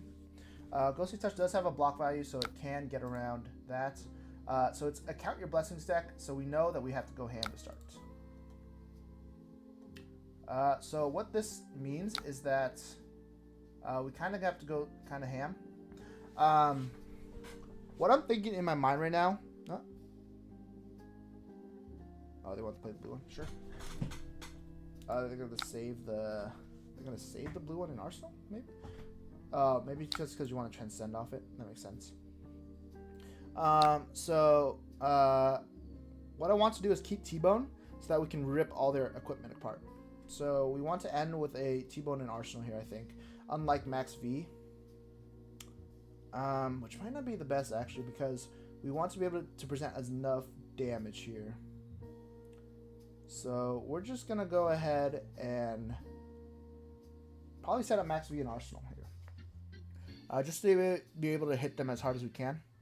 And they're playing Count Your Blessings deck, so we don't have a lot of time to, dilly-dally. So we're going to go ahead and boost the 0 to 60 to start. Always good. It is always super unique to have to play against Count Your Blessings because it's not innately a fatigue deck, Count Your Blessings. It's really hard to... They pitch 2 blocking cards. Might be a turn to go in here. It's not... why did they do that? Why didn't they just block? Maybe their hand's all reds again? But they have the cheese, so I think it's just so inefficient to do that. What they could have done is just block with those 2-3 blocks and then even use footsteps and then count your blessings after, which is probably the best play you can make. But yeah, it's not innately a fatigue deck because they're basically going to outvalue you late game because of their innate ability to do just to out heal you all your damage. Because each Count Your Blessings kind of stacks the value of it better and better. So if you're able to boost them down and go super fast until the end, it's actually really good for you. Yeah, we're just gonna go in because for some reason they pitched 2 blocking cards. So we know they have 1 chi in hand. So being able to just throw all this damage out is pretty insane.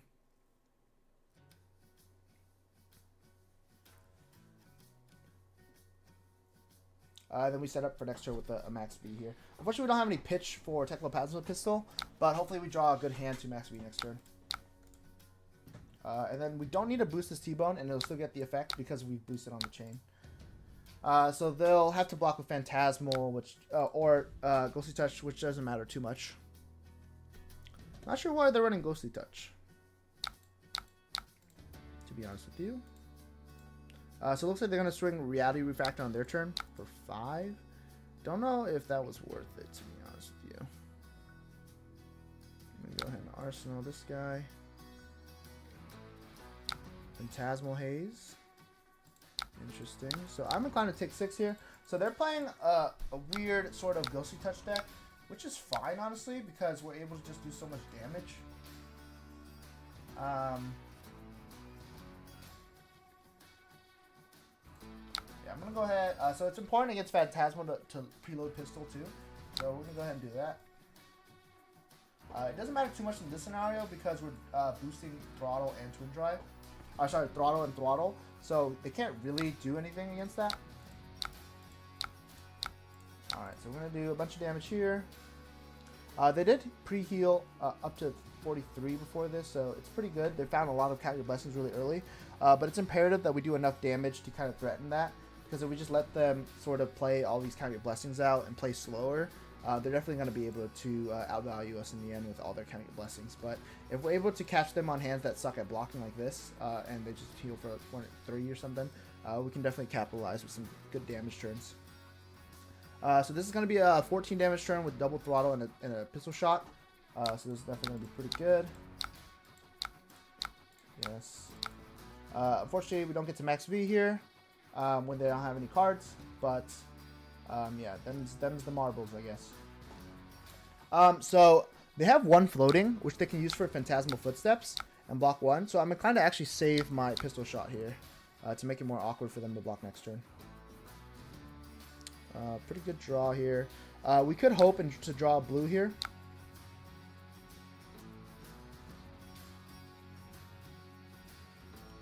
Yeah, I think that's what we're going to hope to try to do. And shoot the pistol a whole bunch. Ooh, there's another Count Your Blessings. So they're healing a whole bunch to start the game, which is insane. We still, unfortunately, cannot play Max V. There's the Winged Vengeance as well. They also have Tunic here for Footsteps. Count Your Blessings, Enigma. They're fighting all the Count Your Blessings so fast. Every hand has been a Count Your Blessings. That is unfortunate. We did not find it.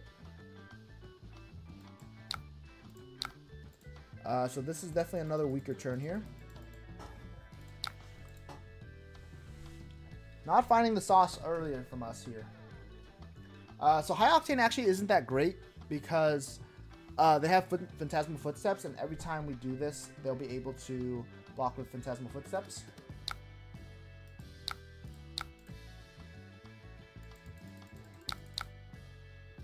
For 5.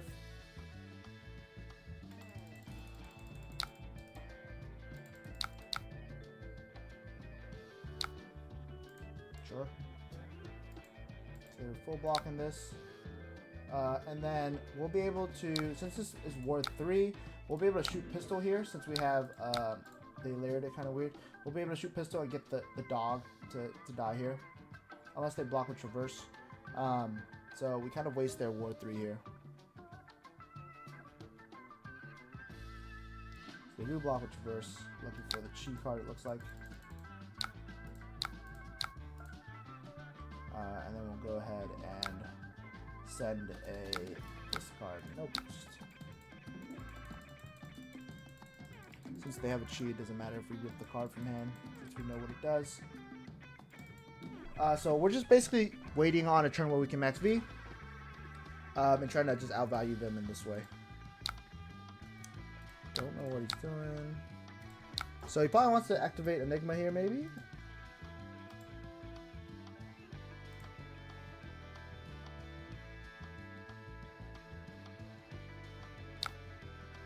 Oh, okay. He just didn't choose the Chi. It is, you have to show 1 card.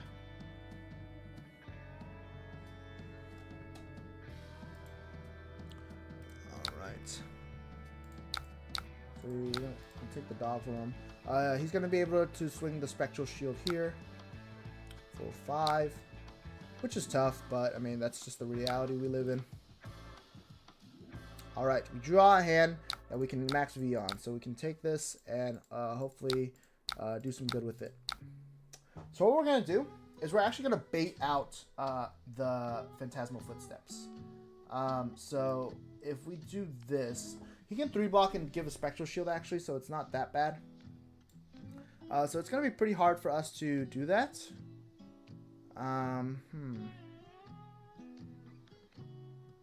Yeah, maybe it's best actually if we block like this. So we start off with the first T-bone. So what this is hoping to do is we can actually get the ghostly touch. If he doesn't decide to block, we kill the spectral shield. Then we play under loop so that we bait out the phantasmal footsteps. And that way he can block 4 affliction with the 3-block. And then we do T-bone to get his tunic. So I think that's like the best way to layer it. Alright, so hopefully that goes to plan. So he's going to take 1, which is good for us. Then we play this card. So this is hoping to bait out Phantasmal Footsteps. You know, he obviously really wants to block this because he's going to be able to prevent us from getting an extra card in deck.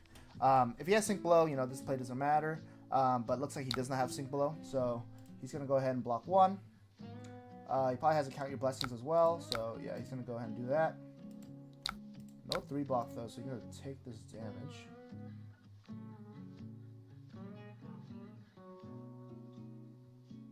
Okay. Not sure what's going on. He has the card anyway. So I don't know why he blocked with Phantasmal Footsteps when he has the 4-block, but, you know, we just punish it with T-Bone.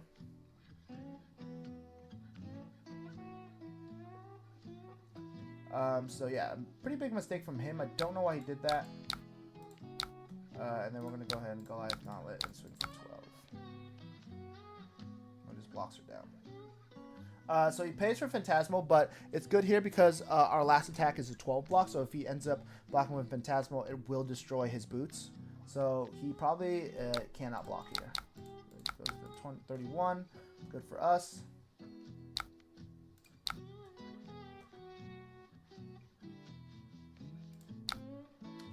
So I'm going to start off with some pistol shots, and then looks like I'm going to spark for Techlocore here.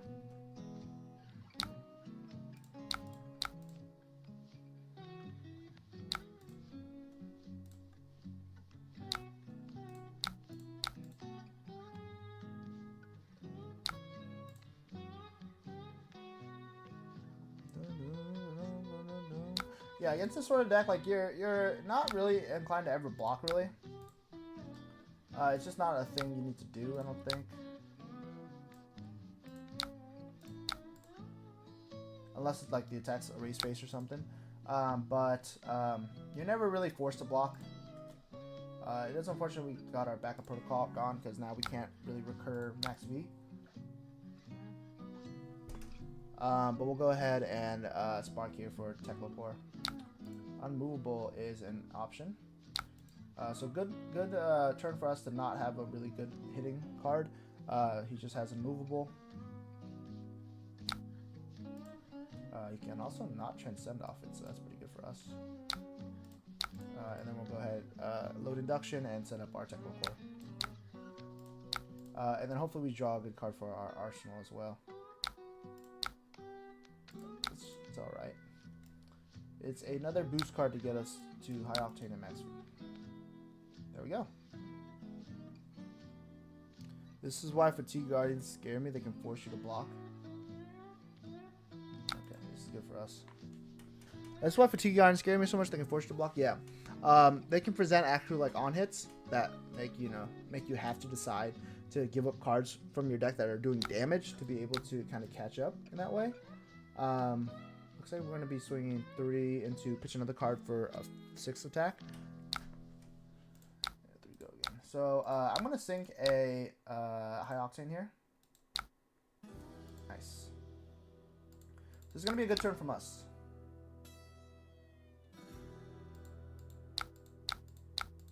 Let's kind of take it. So he's going to be on a 4-card hand here. So this is really our chance to push through a lot of damage here with our High Octane and on our T-Bones. So we're going to go ahead and High Octane to start, and then we'll just start boosting really hard. Hopefully we draw a really good boosting card. If we do draw a good boosting card, what we can do is we can use the T-Bone as a pitch card now. Okay. Not sure why he's responding to Teklo Core. He could just save all this stuff in response to see what I do. But it looks like he is maybe targeting... Oh, no. Okay. So we know he has 2 instances on a turn where we can just do a bunch of damage. So that'll be pretty good for us. Phantasmal definitely makes this matchup a little bit more hard. Just because... Oof, that is not the card you want to see. Ugh, this is tough. So now we cannot max V at all. That's like the exact card that you do not want to see, because now we can actually not max V at all. Actually, we can, because we can do... Yeah, we can still max V. But we waste all of our action points to do it, which does suck. But I think it's going to be necessary. So we'll start off with a T-Bone boosting. So this will force out his armor block right away. Unfortunate hand. If we drew another good boost card, we could have just shot the pistol a whole bunch and max speed at the end. But unfortunately so, we are now facing down the fact that we have to Teklo Foundry Heart using the max V.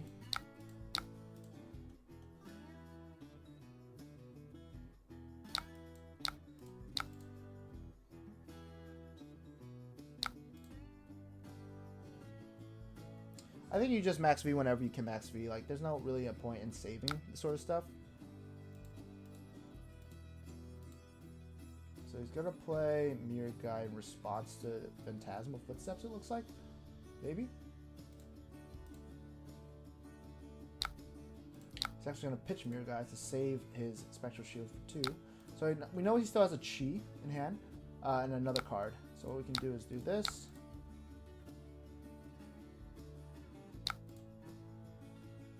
We're like getting kind of lower on cards. Like, this was really our big turn to push, and we unfortunately drew into the max V off our high octane. So that was really unfortunate, but we should still be able to do pretty good damage here. We're gonna send the pistol here.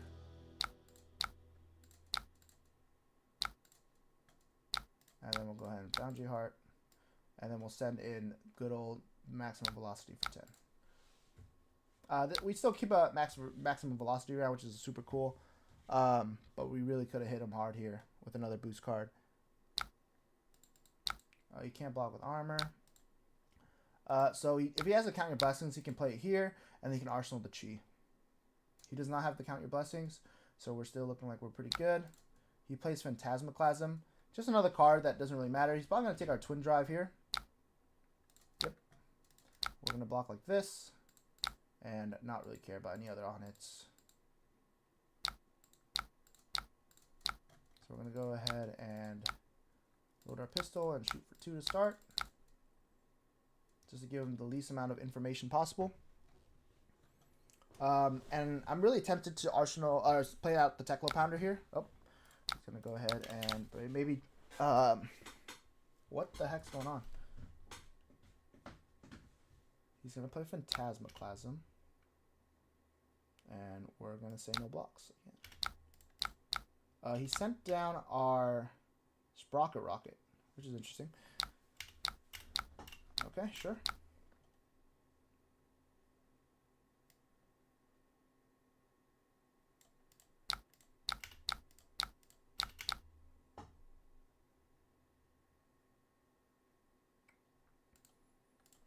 So we're still going to be able to do 2 into Twin Drive here.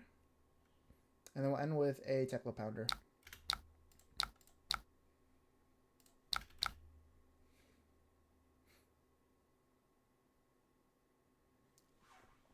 So it's really good from us. Hey, Andrea's here. What's up? Hello, friend. Pew Pew. Hey, Andrea, how's it going? We're playing good old Dash again. I feel like it's been so long since I played just good old regular Dash IE, so it feels good to be back. Feels good to be boosting regular old Dash again.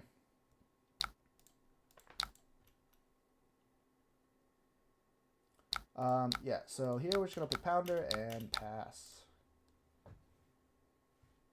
I was expecting Dash to be gone by now. Yeah, she's still kicking. Definitely going to be hard to get rid of her. So this one's going to be pretty interesting here. We want to get rid of the spectral shield. So I'm going to go ahead and T-bone yellow to start. We can think about what our pitch card's going to be.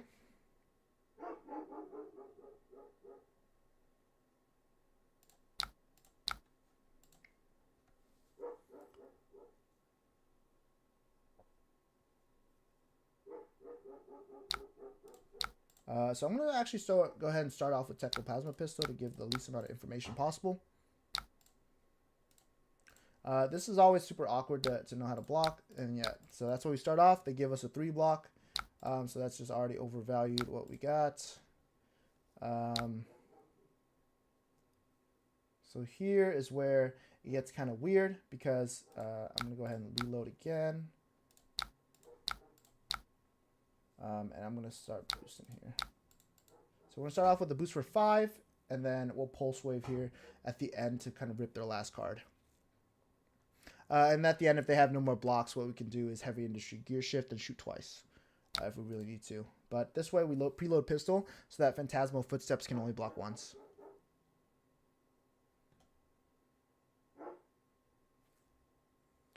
So this is what I mean by really putting on the pressure. Like, you really need to push against this sort of deck so that Count Your Blessings doesn't get you.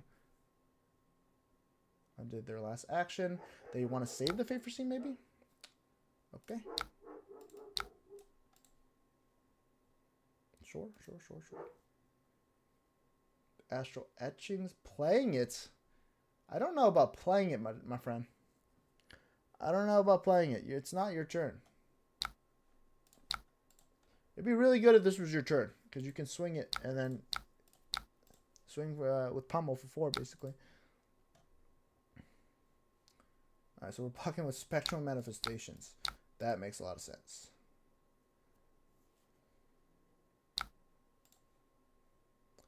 Alright, so we know the context of his hand is a Fate Foreseen, Spectral Manifestations, and a...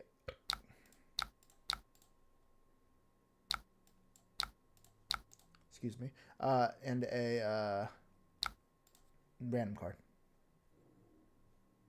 So we're going to block here and then save the Fate Foreseen for the other boost.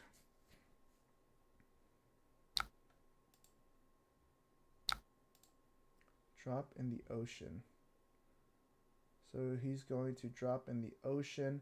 This is just so inefficient because now he can't Fate Foreseens it, and he's wasting his Phantasmal block. Oh, okay, never mind. I'm gonna do it like that. Okay, cool. So we know the last card is in his hand is that dreaded 3 block.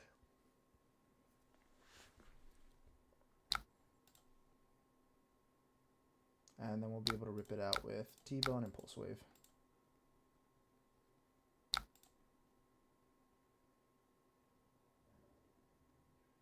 So he overblocks here, not knowing that we have the Pulse Wave in the hand here. And then this would be lethal if he didn't have Phantasmal Footsteps. So each time he has Phantasmal Footsteps, it blocks 1 more. So unfortunately, we won't be able to swing lethal here. But we will be putting him to 2, which is cool.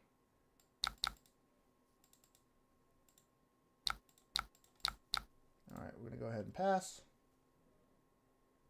And we have a really good turn this turn as well.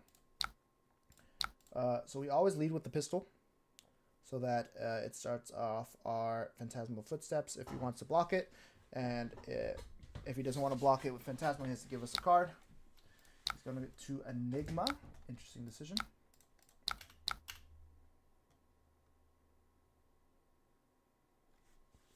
So we'll be able to swing pistol twice here. And then swing for 8 and 4. Path will traveled. Okay, sure. If you want to give my pistol go again, that'd be sick, dude.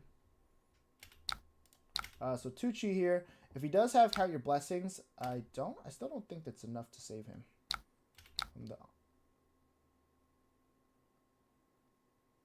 Oh, he made a Spectral Shield. I was like, why doesn't it do damage?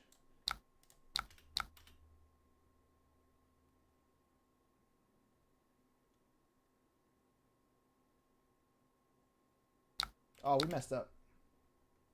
What we should have done is loaded pistol, but it's okay. We still win. Count your blessings. Count D's, bro. Count D's. Nice. 1356 value. Not too bad. Awesome. So that is Dash.ie. That is my pick to win the World Championship. You like this boots more than Achilles? Yeah, we went over it earlier in the video, Andrea, why I like this boots more. I think offensively, these boots are worse, obviously, because you have to waste 2 cards. But it allows you to run Glass Gauntlet, which is really good in this deck because you have 3 sources of Max V, Throttle, and Twin Drive, and you get more damage off that way. And then Heavy Industry Gear Shift. I like this because it gives you another 1 block so that you can block with Chest Piece, 2 block, and this boot. So that block 3 and a 3 block from hand to block CNC, and then your helmet and your chest piece to block another 3 block blocks another 6. So 2 instances of block 6 if you give a 3 block from hand and not to lose too much tempo. So that's why it's so important to have that sort of leg piece there. But that is Dash.ie. That is my pick to win Worlds this upcoming tournament. It's definitely a deck that people forgot about and definitely put to the wayside just because everyone's kind of hyped on Dash.io. And everyone's kind of scared of what Dash.io can do. So everyone's kind of tech with warmongers, with stuff like that to kind of counteract that. Chris is going to win on Florian. Yes. If that is also a very good pick. If I wasn't so confident in Dash.ie, I would definitely pick Chris on Florian. If he's still playing Florian, I have no idea. But that is my case for why I think this Dark Horse hero, a fan favorite and a favorite of mine, will win Worlds, just because the matchup spread is really good at the top. Just a super fast, consistent deck that doesn't seem like it's getting hit pretty hard by the meta call. A lot more people are running Warmongers, which isn't great into your deck either, because you have so many attack action cards, and you're such a versatile deck that people are still afraid of you playing Tree Frog. So it's really hard to sideboard against you too. So that is my case. Today we played, I think, 6 games of Talishar. Jesus, we beat Viserai twice. We beat the Dash.io Mirror. We beat Verdance, and then we beat the Enigma on Count Your Blessings. So we went 5-0 today in our stream, so that's pretty insane. Pretty good results with the deck. I'm super happy with it. If I was at Worlds, I would probably be playing Dash.ie, which is super unfortunate because I wanted to be the one to LL or help LL her. But unfortunately, I won't be able to go to Osaka. So good luck to everyone that's going to Osaka if you're watching this and watching from home. I'll be here at home supporting as well. So don't get too much FOMO. It's going to be a really fun event this weekend. We're going to get our new set, obviously, with the keynote presentation. So it's going to be a lot of fun with James White there. I hope everyone has a great day. And even if you're not going to Osaka, just bring this deck to your locals and just start boosting people down. People will start asking, what the heck is this? Like, you don't get to look at the top card of your deck, and you're like, nope, this is the OG Dash. It's kind of like how I feel when I play KO Berserker Runt versus, like, the one-hand KO. So, yeah, super cool. Thank you, everyone, for hanging out with me today. We're going to go ahead and call it there. Next week, it's going to be a more chill stream. We're actually going to debut a new Blitz deck. So for the upcoming skirmish season. So once we're done with Worlds, we're going to actually throw it back to Blitz with the upcoming Blitz season. And we're going to try to showcase one of my favorite Blitz decks. Just get ready and just give you a little precursor of what that could look like. Just get your favorite dice ready because it's about to be crazy. Maybe even a crazy brew. All right. Have a great day, guys.